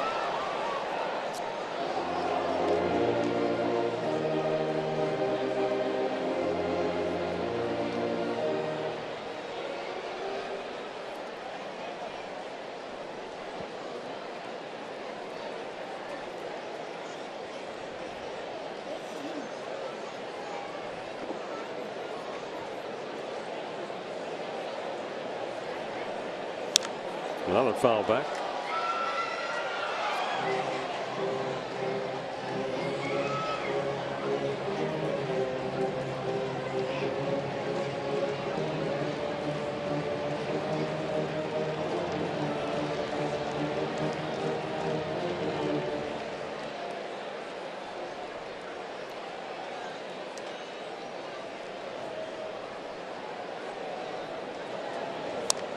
Another foul ball by Holt.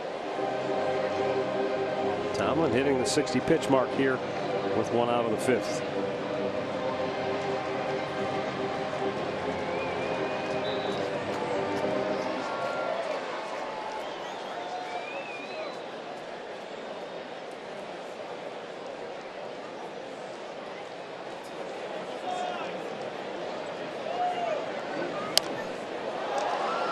tell you what, it's getting monotonous here.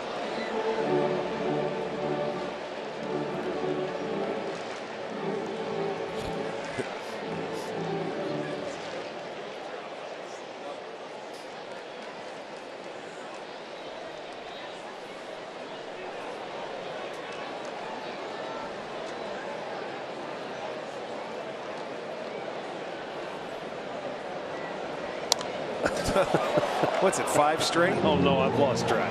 It's 5, if not 6. This will be the 11th pitch, but boy, the foul ball after foul ball here.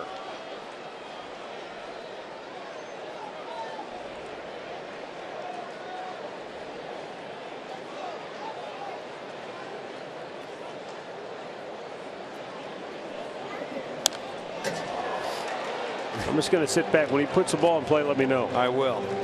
Go right ahead.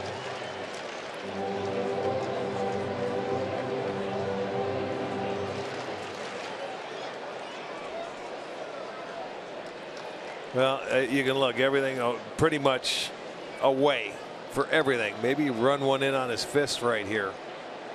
You know, Josh doesn't want to walk him, so it's that's what he wants to do, is put it in play. There you go, inside. He finally put one in play.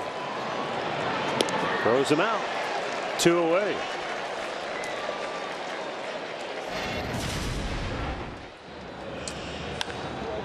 Josh Tomlin has had a great night at the dish, and his teammates are loving it. There's the first one, and there's the extra base hit right over the bag. Now let's take a look at the starter. Look at him. Why not? And there's Gomes even giving him a round of applause. That puts the pressure on for the next guy or the next 3 guys that start in Atlanta when they get a chance to hit. Certain standards. Lay down the law.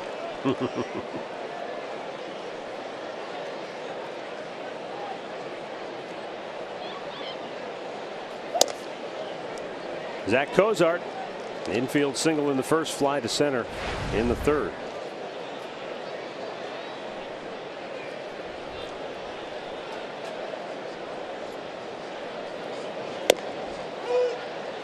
And Tomlin with a good pitch for a strike.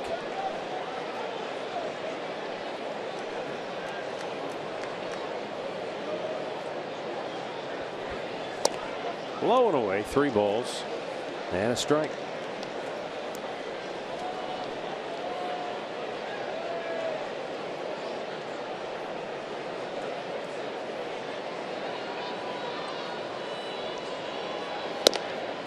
He ends up walking him.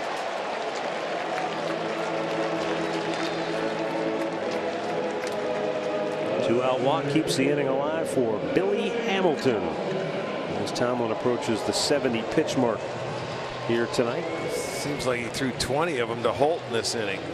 All right, Carl Sagan, are we looking at a full moon tonight? Not quite. No? No, one more day. Wow, Sagan. See it down here about from 8 o'clock down to 6. It's got to be a little fuller. That looks perfectly full to me. It does, but it's not quite. Okay.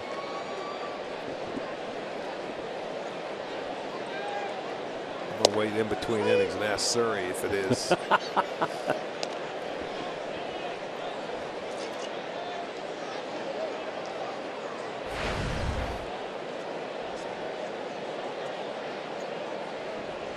Billy Hamilton doubled and scored in the 4th when the Reds came back to tie the game.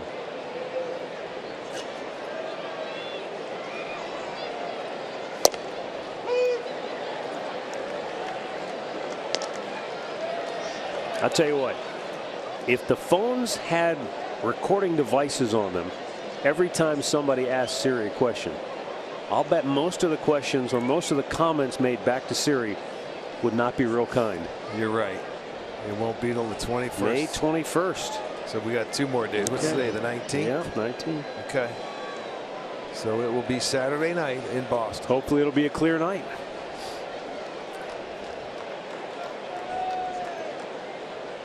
Have to wear garlic cloves around our neck.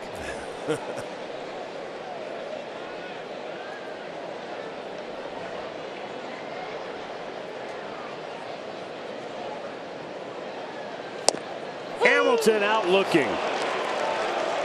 Josh Tomlin with his 4th strikeout of the night. And through 5, the Indians lead it 6-2.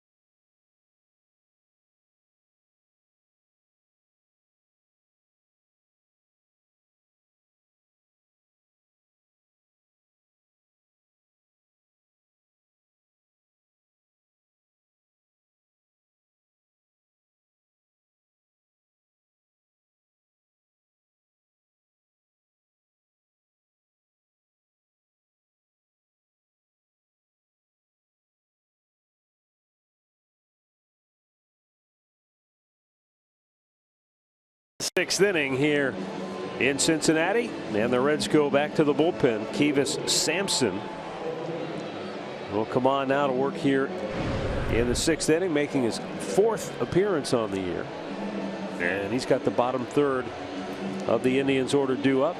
Sampson worked an inning last night and gave up the game-winning homer to Francisco Lindor.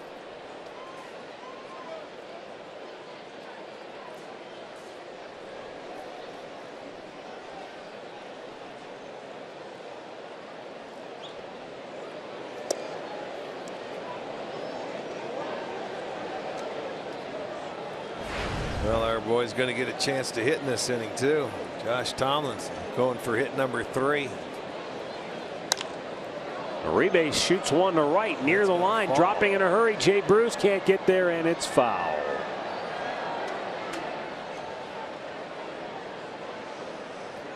In-game recap brought to you by your Toyota dealers. Carlos Santana started the scoring with a 2-run homer in the 4th. In the 5th, the Reds came right back, or rather the bottom of the 4th, they came right back to tie it on a Joey Votto 2-run shot. And Carlos Santana said, "Oh yeah? Well, here's another 2-run homer." And the Indians scored 4 times in the 5th to take a 6-2 lead. And Uribe shoots one to right center field for a leadoff single here in the 6th inning.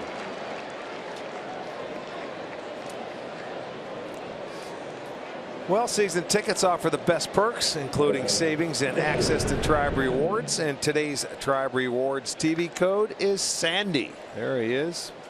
He's got to collect all the gear from everybody. Just visit Indians.com season tickets for complete details. That's one thing now, first base coaches, they collect all the hardware, the gloves, the protectors, the shin protectors, the arm protectors. They need a bag over there to carry it back after an inning. They get a few base runners. Jimenez drives one to left, but it's caught by Duvall, and back to first goes Uribe, 1 down. Well, we got our big hitter coming up now.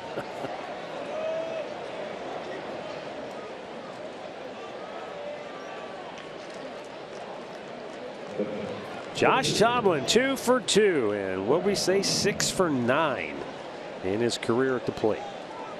That's unbelievable. Well, let's go 7 for 10.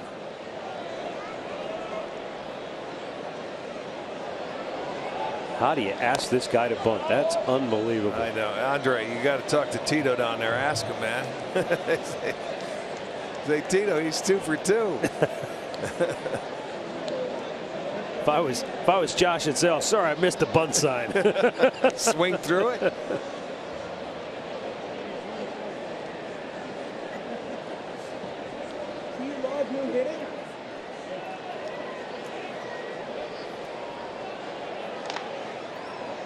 I wonder if maybe Tito's thinking here is, I don't want Josh to get another hit. He might wear himself out running the bases for a third time. Let's try to get him let's get a bunt down, get back in the dugout, take it easy. Right. He's 2 for 2. You got a lead. Just move him over. Let somebody else get him in. You're not a hitter, even though he has 2 hits. I just joking when you say that. His job is to get him over into scoring position if he can, and he does. That a boy. Good job, and he hustles his way through it. That's what you want right there. Good job.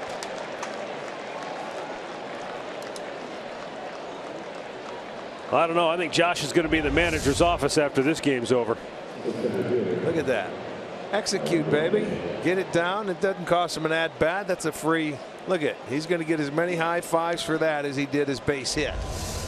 You move him over into scoring position. Now you'd love to see Davis come up, a guy who's been really swinging it, and get him in. That'll make you even feel better. Rajay with a double, an RBI, stolen base, and a run scored tonight. A double straightaway center off the wall. And that stolen base proved big too in that 5th inning.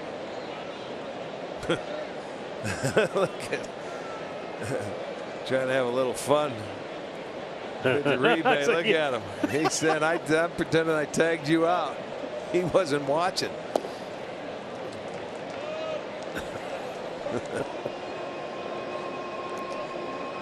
Well, if you're Brandon Phillips, you can understand. I mean, you're going through a brutal stretch of baseball. You got to try and have some fun. Keep it light when you can. No doubt. 2-0 pitch.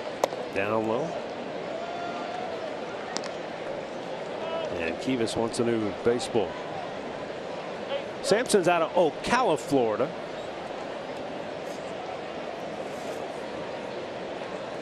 Originally drafted by the San Diego Padres. Ocala, that's down there near Johnny Girl, his neck of the woods. Is that right? Yeah, he's down near there. It's not Ocala, but he's in the area.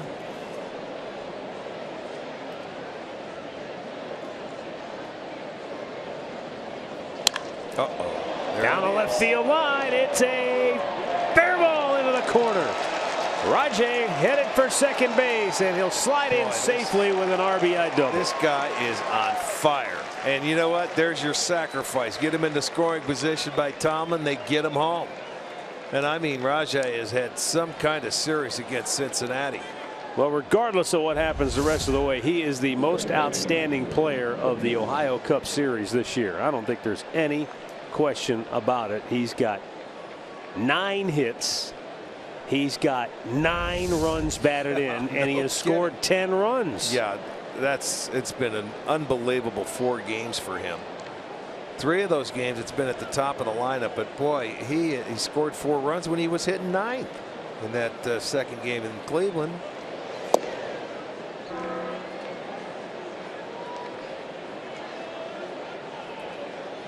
Just everything he hits right now has been hard and with authority.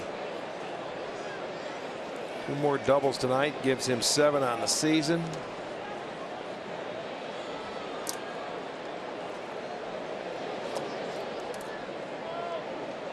Jason Kipnis 0 for 3.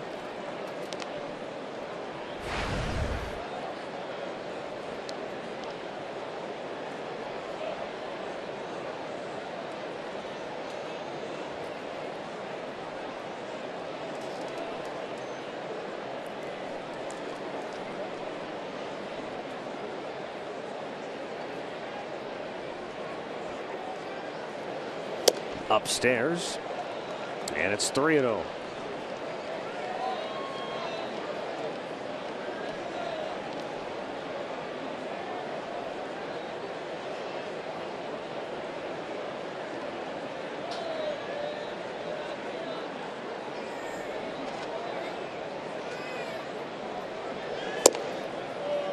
He walks Kipnis on 4 pitches, and now there are 2 on with 2 out for Francisco Lindor.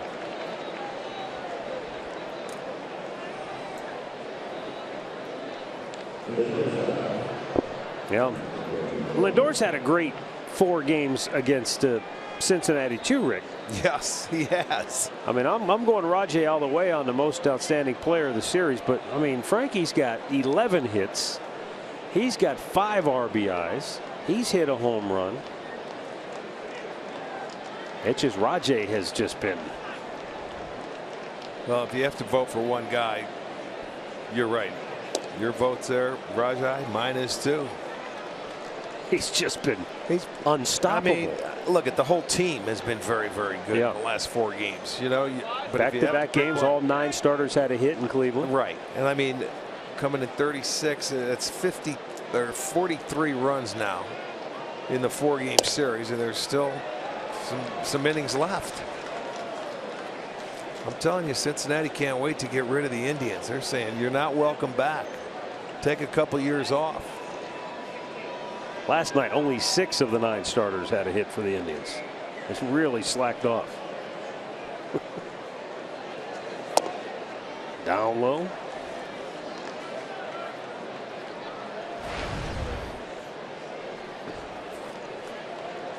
Well, speaking of the Indians, they need this kind of a series because they're going into Boston, where you better be playing good baseball the way they're scoring. Let me tell you, the rest of this road trip gets very difficult. Weekend series in Boston, and then doubleheader Monday in Chicago, Tuesday and Wednesday before we head home. And then you have Baltimore when we get home. So it's a good time to get it rolling for them.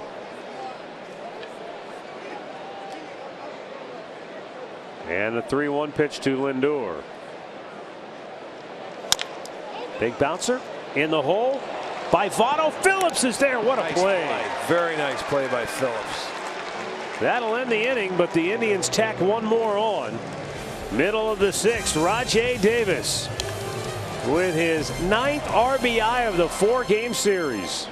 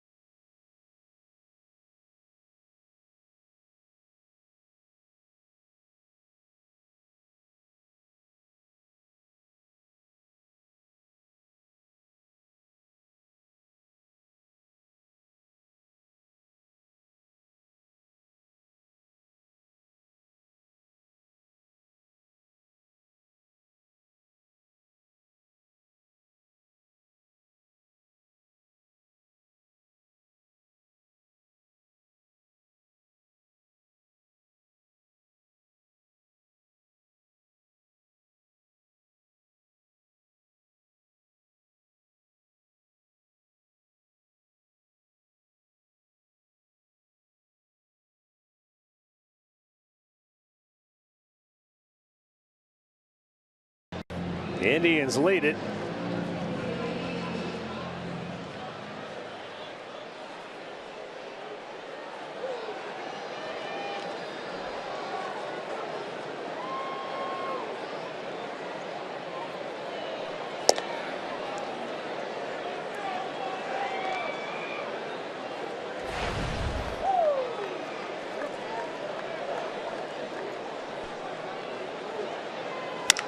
And Votto clobbers one to right, but Lonnie Chisnall is there to grab it. How about Bart Swain? He tells us that the last Indians pitcher to have 2 hits in a game, including a double, was Steve Dunning in 1972. Oh, 72. Okay, yeah. Bart. was right around your birthday, September 2nd, 1972, at Minnesota. Dunning had 2 hits, including a double. He was 2 for 2, double, 2 runs scored, and an RBI. All right. I remember Steve Dunning. Well, 74 was when the DH first came in, right? Yeah, 70. Yeah, I think it was 74. Yes.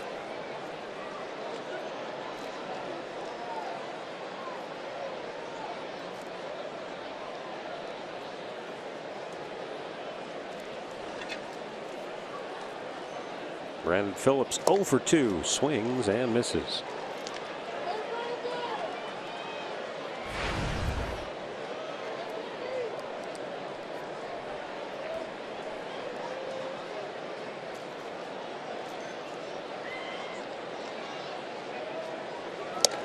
Good pitch, and I don't know why it wasn't called, but it's a 1-2 count now.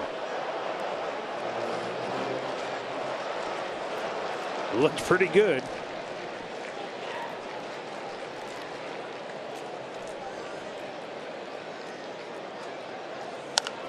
And a high pop, foul ground, and out of play.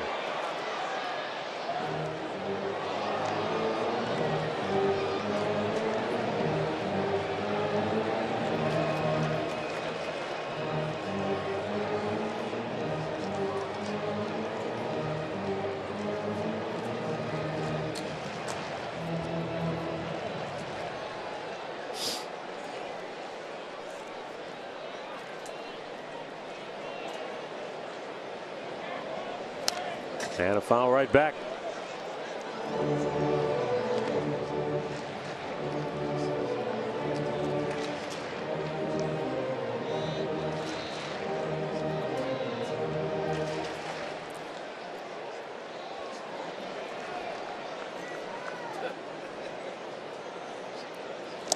Got him. Look, with a nice off-speed pitch, and Josh Tomlin just rolling along, his 5th strikeout. Yeah, 5 strikeouts, 1 walk, and he just continues to throw strikes. You know, he's still under that 80 pitch count.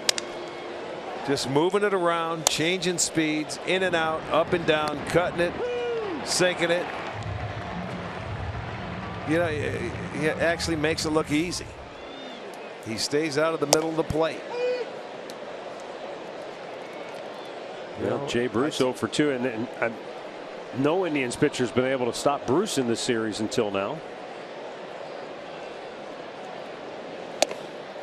Jay Bruce came in tonight 7 for 11 against Indians pitching, but you remember in his last start when he missed, he had that 1 inning where he missed and hit the middle of the plate. They hit home runs. Yeah. Park had 2 of them and Sano had 1. They were solo shots though. They kept him in the game. He only gave up 4 runs in that ball game, and he left with the score tied at 4. With a no decision, his only no decision this year. Finally getting a chance to pitch after an Indians win. Yeah, that's a rarity. You're right, because that's what we talk about every time he goes out there, how good he is after an Indians loss. Well, now he's going to try and just continue it and make it a 4-game win streak. We'll go into Fenway Park tomorrow, and Kluber will be on the mound. Jay Bruce down hacking. Tomlin retires the side in order, and through 6, it's Cleveland 7, Cincinnati 2.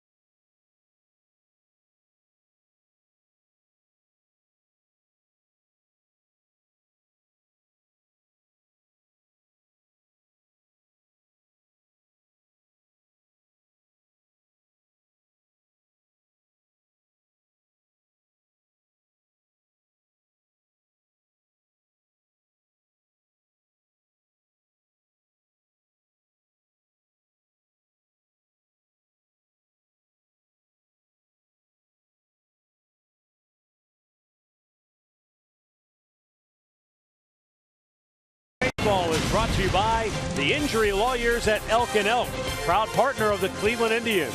Call 1-800-ELK-OHIO. And by Ford, built Ford tough.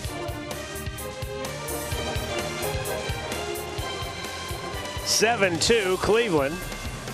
7th inning at Great American Ballpark.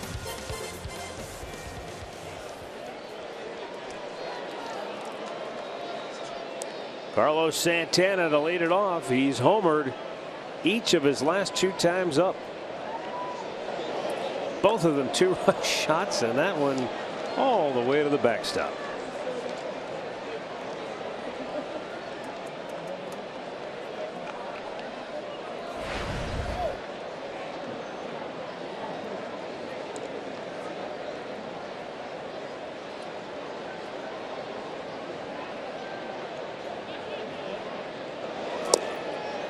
A little bit low.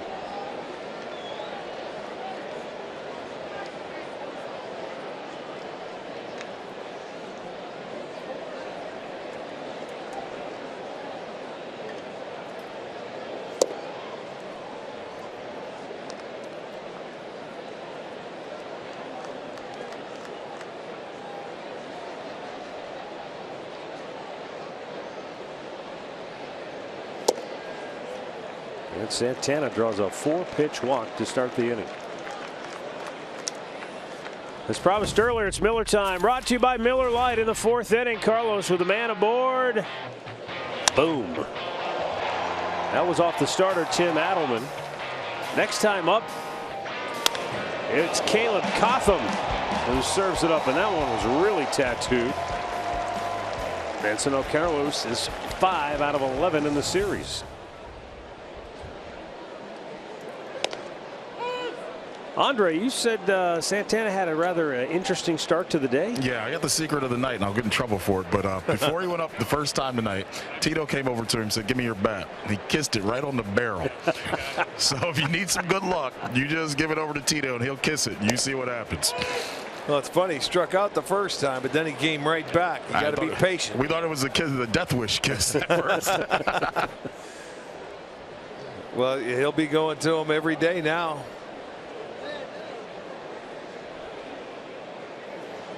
You know how baseball players can be superstitious. Just be careful to kiss the part that doesn't have the pine tar on it. Oh boy.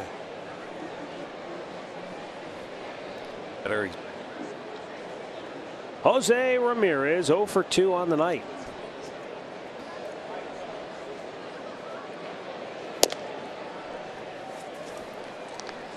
This guy's been on quite a roll offensively. He's hit in 6 straight games. And batting .333 for the month of May.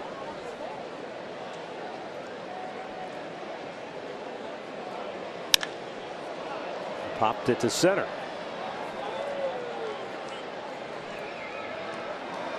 And that's out number 1 here in the 7th inning.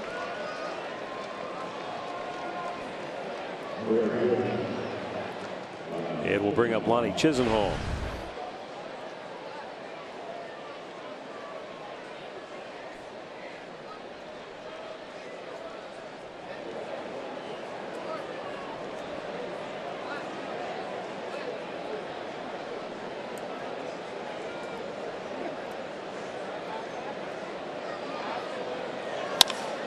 Shot to left field, and Duvall makes the grab.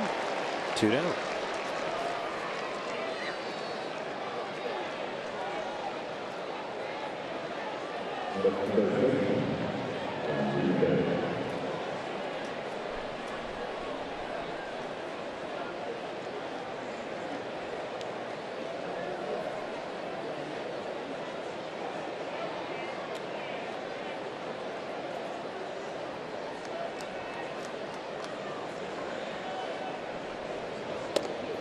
Up and in as Uribe backs away.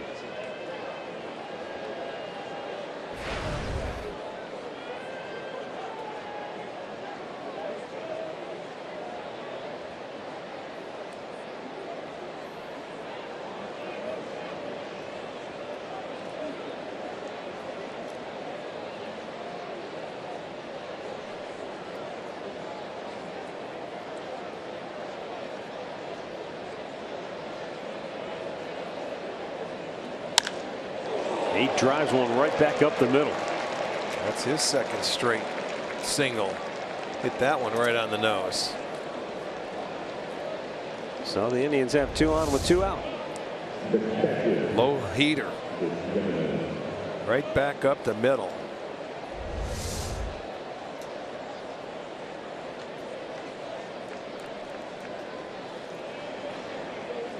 That's hit number 10 for the Indians, so back into double digits again. Chris Jimenez 0 for 3 on the night.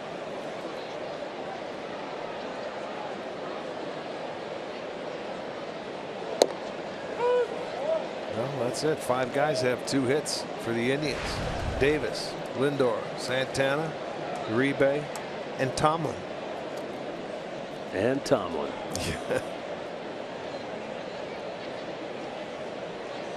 So that's all 4 games in a series. They've had 10 hits. Yeah.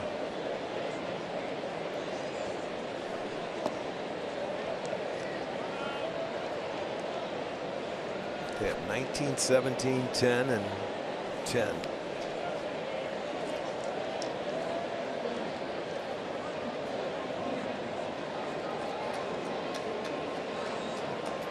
(19, 17, 10, and 10). Yep, that's what I got. And possibly still more to come here tonight. Yeah, 7th inning. You're right. You just never know. They've scored in the last 3 innings. Although they can get out of this one without giving anything up with 2 outs.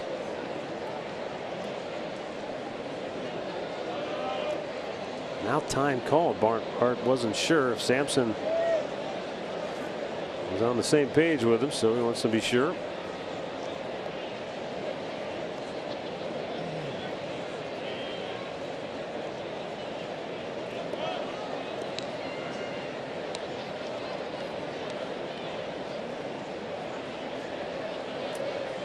And now we're ready as Jimenez awaits the 1-1.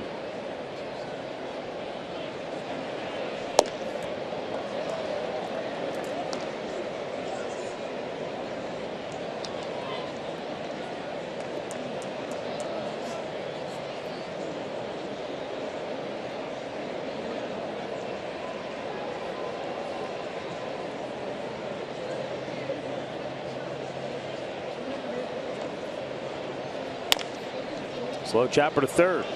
Smothered by Suarez. And he throws him out. No runs, a hit, 2 men left. Stretch time in Cincinnati. Indians leading it 7-2.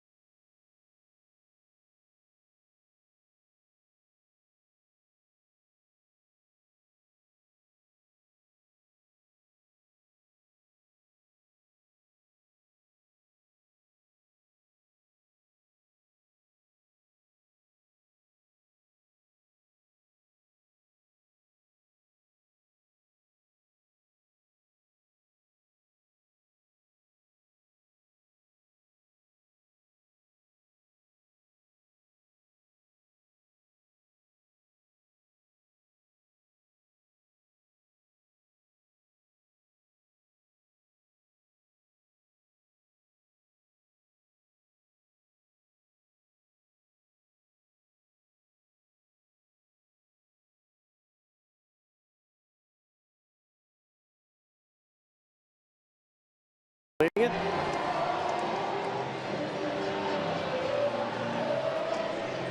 Bottom of the 7th inning will feature Eugenio Suarez, Adam Duvall, and Tucker Barnhart. And Josh Tomlin still out there on the hill for Cleveland. 21,173 in attendance here tonight for the finale of this brief interleague series between Cleveland and Cincinnati. The 2 in Cleveland, 2 here, the home and home.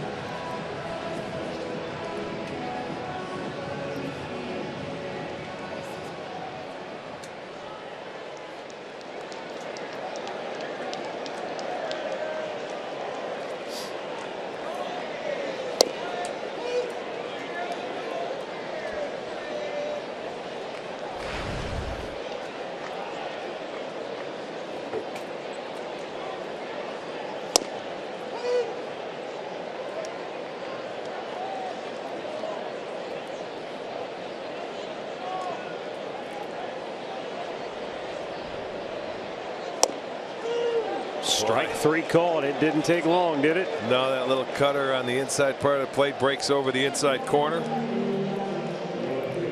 Very nice, well located pitch. Watch, he starts it in and it has a little cut to it right over the inside corner. Beautiful pitch. You give up on that as a right-handed hitter.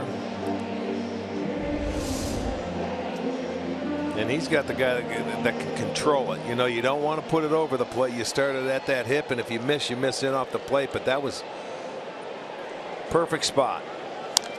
Out of play.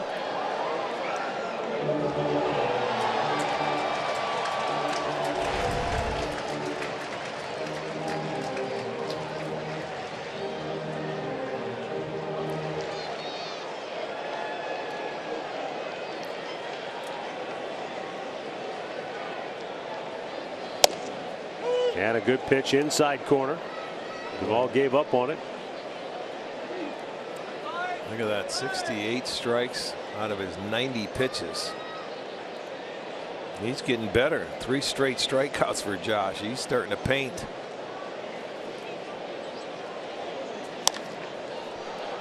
High pop. And from right comes Lonnie Chisenhall, 2 down. Baseball back on Saturday, starting with the D-backs taking on the Cardinals in a game you'll only see on FS1. Then on Fox, it's the return of baseball night in America. Big National League showdown between the Giants and the Cubs starting Saturday on FS1 and then on Fox, or watch it live on Fox Sports Go.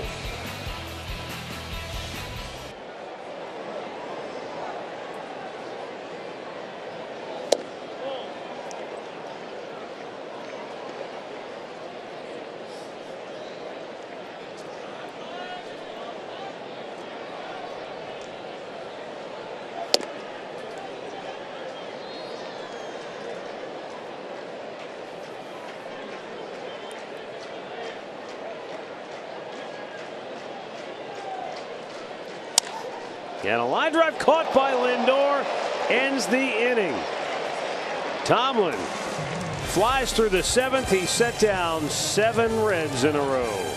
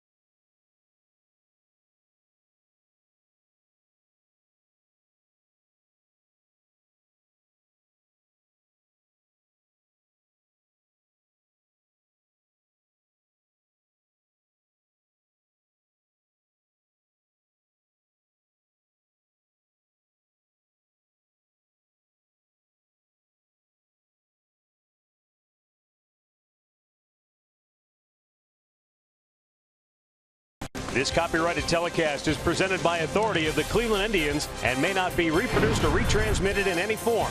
And the accounts and descriptions of this game may not be disseminated without the express written consent of the Cleveland Indians.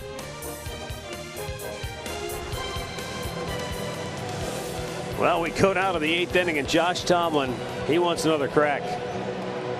He told Terry Francona, I'm staying in. I want another at bat. You took my last one away from me, making me sacrifice. Well, he deserves to stay in. He's pitched well enough, and he swung the bat well enough. I was going to say, even if you take him out of the game pitch-wise, let him go ahead and swing it.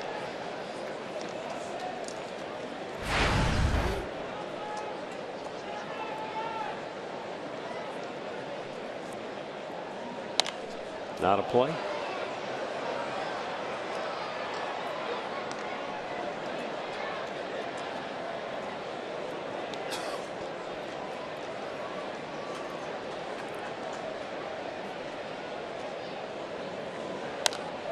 And he pops this one back out of play. Then he count 1-2. Tell you one thing, he's not up there tracking, he's not looking, he is trying to hit.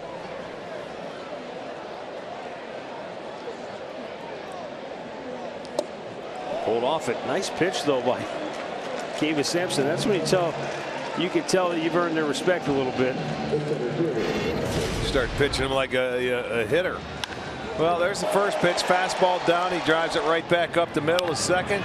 Gets a pitch on the inside part of the plate. He's able to turn on it. Now he's going to sacrifice in his next at bat. Job well done. And then he ends up coming around to score on the double by Davis.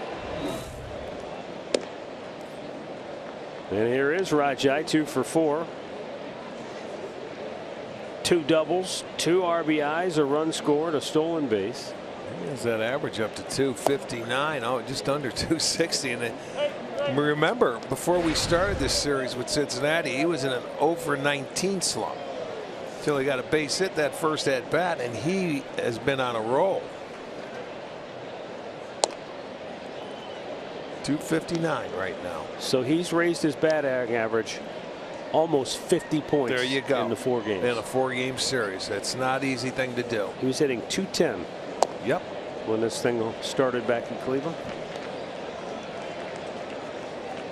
And that's something he's done a lot of too, Rick. That's his 6th walk in the last 4 games.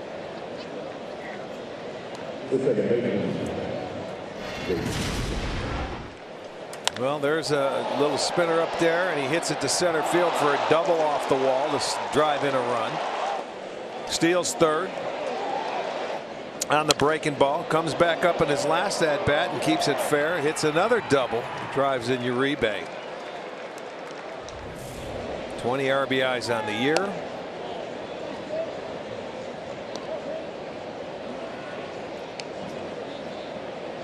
Jason Kipnis 0 for 3 on the night.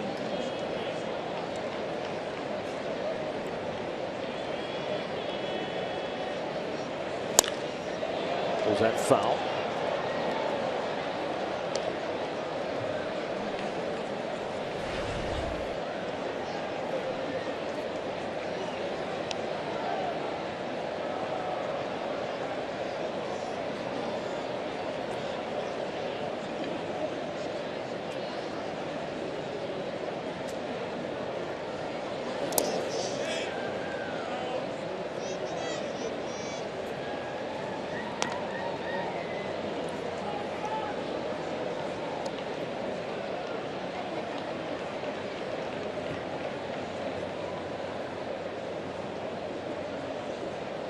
Rajai Davis leading off at first, but in a 7-2 game, unlikely he'll be running.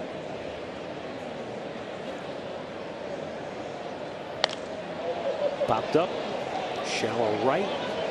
Jay Bruce, a long run in, but he makes the catch. And there are 2 away.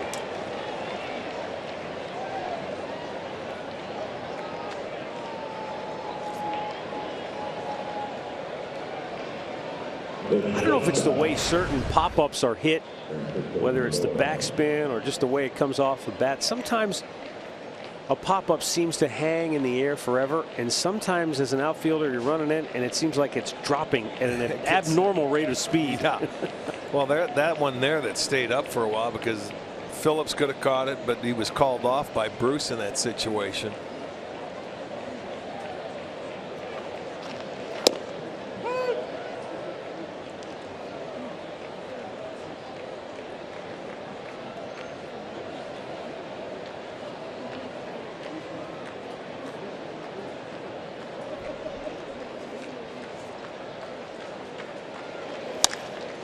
And Lindor lifts it to left field. It will head to the bottom of the 8th. It's 7-2 Cleveland.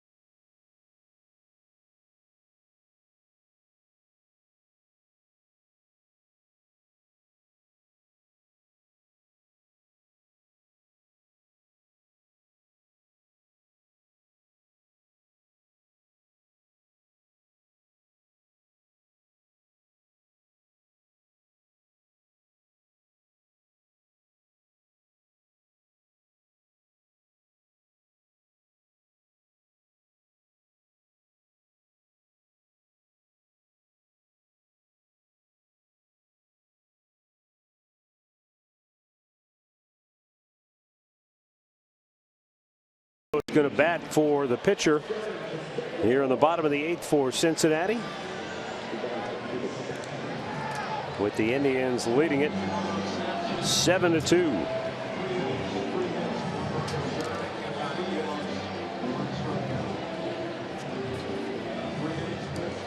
If you joined us late, the Indians scored first on a 2-run homer by Carlos Santana in the top of the 4th. Bottom of the 4th, the Reds came right back. A 2-run homer by Joey Votto tied it. And the Indians blew it open with a 4-run 5th inning. RBI double by Davis, RBI single by Lindor, 2-run homer by Santana, his 2nd of the night. And they added a run in the 6th on a 2-out RBI double by Rajay Davis. And Josh Tomlin has been terrific once again with 7 innings of work. He's given up just the 2 runs on 4 hits. He has walked 1 and struck out 7. And he might have an easy out here. Santana in front of the Reds dugout makes the grab.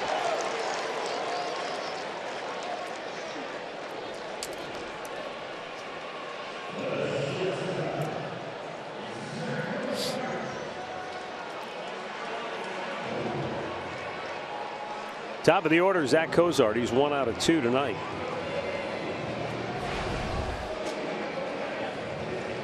He started the game off with a base hit. It went off the end of Tomlin's glove and really just ended up sitting in the infield grass. Kipnis couldn't get there on time, and Cozart beat it out. The boy Josh Tomlin very good again tonight. 95 pitches or 97 pitches. That's hit pretty well. Left center. Rajay back. Can't get it. It's going to be off the wall. Actually, it was Ramirez who had a better shot at it. Rajay there to back it up. And so Zach Cozart with a 1-out double here in the 8th. And Cozart, a guy that's always had good numbers against Josh Tomlin. He is now 7 for 11 in his career. So that double, he's 2 for 3 tonight. He also walked. Cozart and Jay Bruce have acquitted themselves nicely in this series for Cincinnati. Those two guys have swung the bats well. Yes, they have. They've played as well as they can. They've done their part. Now Billy Hamilton to center field, where Rajay Davis will run that down. 2 away as Cozart tags and moves to third.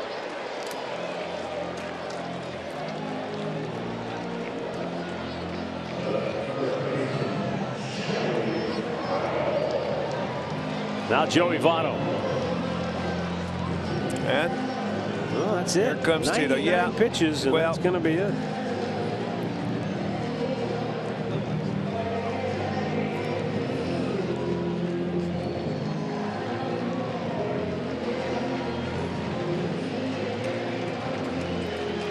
All right, so Josh Tomlin gets the hook at 99 pitches on the night, and a nice ovation from the Indians fans here tonight.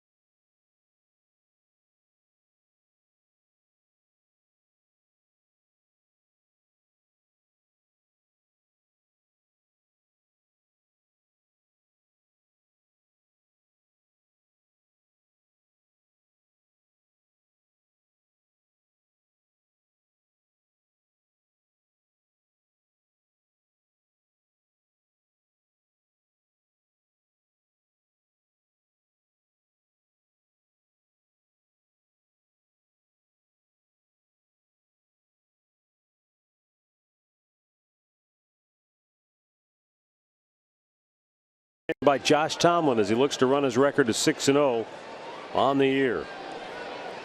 And with 2 down, a runner at third base, Joey Votto the batter, and the new pitcher is left-hander Kyle Crockett. Presumably Crockett on for just the one hitter. And Votto fouls it off. He's faced Jay Bruce in the series and twice hasn't been able to get him. Right.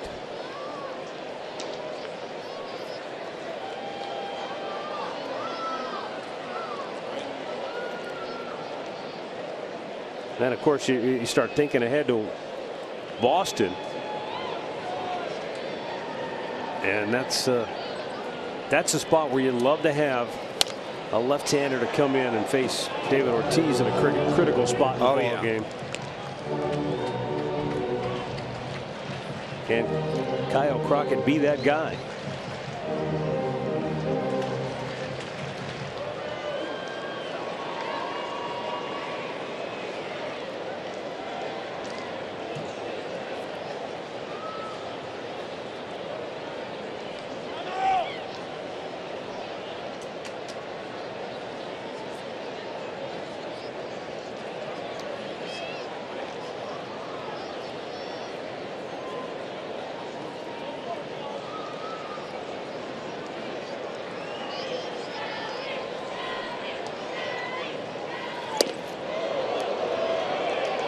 Up and in, and count 1-2.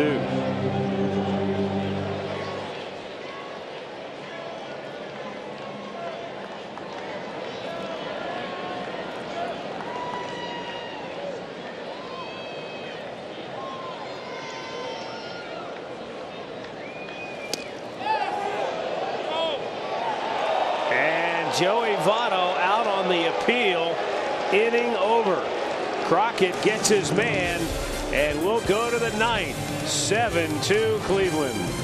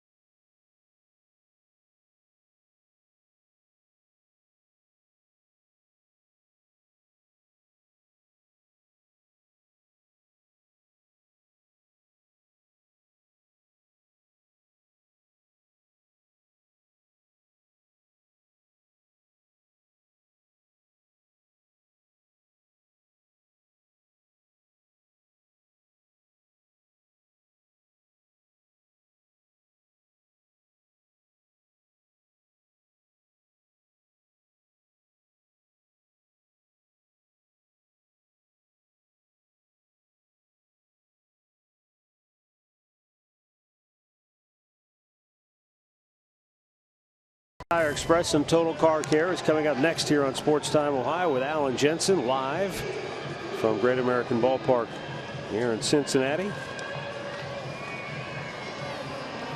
And it's time for our Pat O'Brien play of the game. Josh Tomlin did it all tonight, didn't he? Yeah, he sure did. Again, he pitched very well. He got up there in his first at-bat, got a hit. His second at-bat, got a hit. Sacrificed a runner over. So, yeah, he certainly did. 7 2/3 innings. You can see him scoring from second on a double. So he had a whale of a night. Indians looking to win their 4th straight against Cincinnati. So Josh Tomlin looking to improve to 6-0. He had a great night.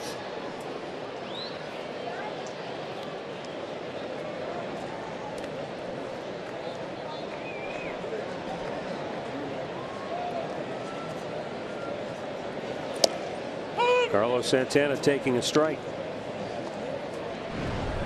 Lakewood, 21st appearance of the year.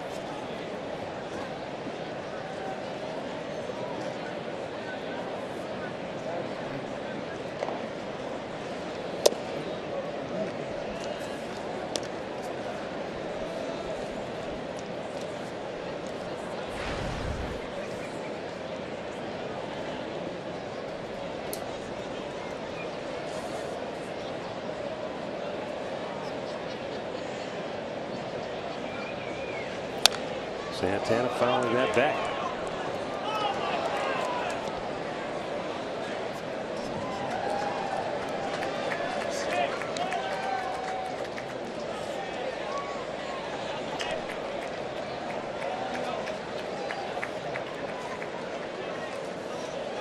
Tomorrow night from Fenway Park in Boston.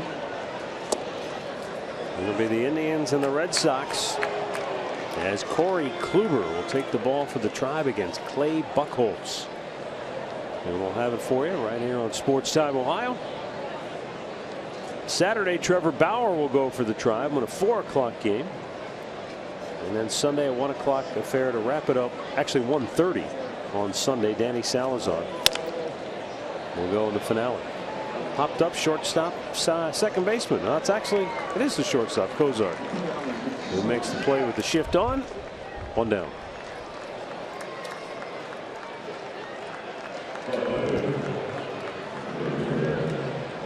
Sometimes you just don't believe what your eyes are telling you. That's the shortstop. It can't be the shortstop. He's on the second base side, but there's a shift on, so it is the shortstop. And it's Santana hit, so it could have been the third baseman.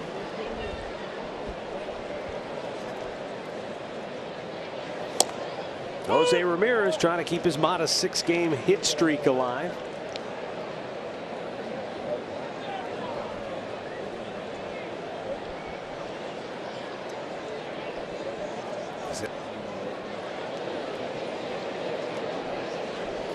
And a chopper to second base.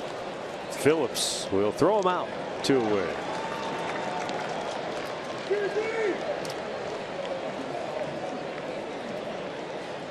Lonnie Chisenhall will bat 0 for 4 on the night.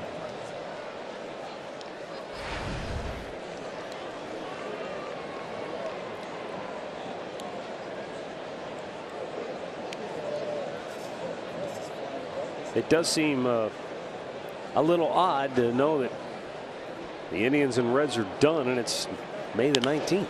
Yeah. We're so used to being here when we're just hotter than you can. Yeah. You're just dripping sweat everywhere. But that's it. You're right. It's one of the cooler times we've ever had. And this is the way it used to be. We'd play them early and be done with it. But this year is much earlier than most.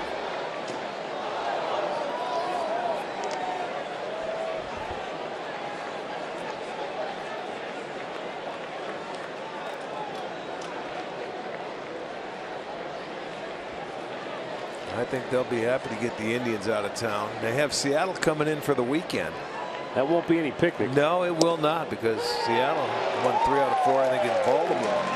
Chisenhall out looking, and we'll go to the bottom of the 9th with the Indians leading it 7-2.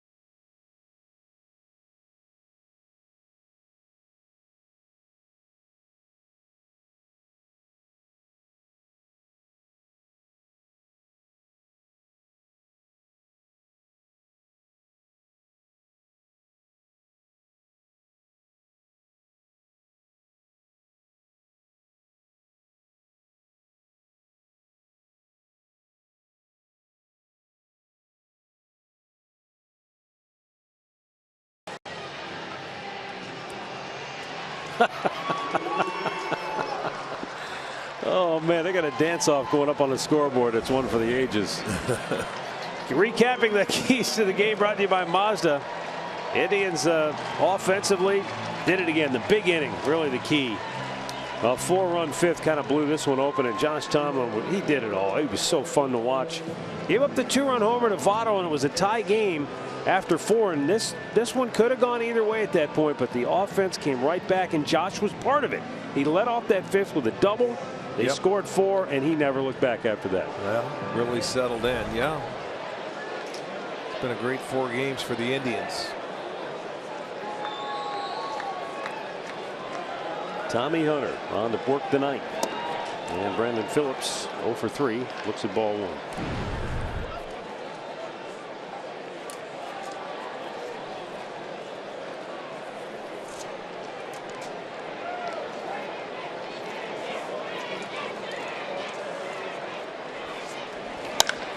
Phillips with a liner to the right, and Chisenhall makes the grab.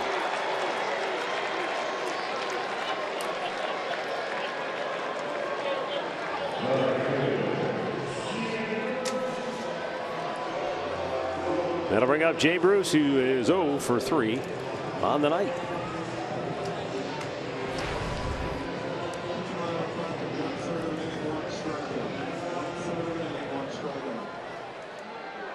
If you joined us late or missed it earlier, the Indians began the day just 2.5 games out of first in the AL Central, and they'll visit Chicago the division leader before this road trip is over. Well, Chicago winning right now 1-0 in the bottom half of the 7th over Houston.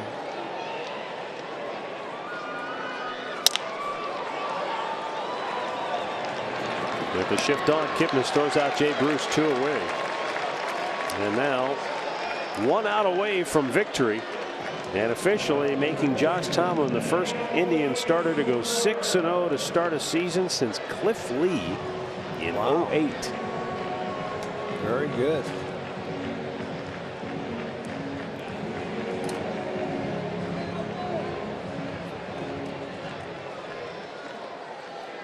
Eugenio Suarez, the last hope for Cincinnati.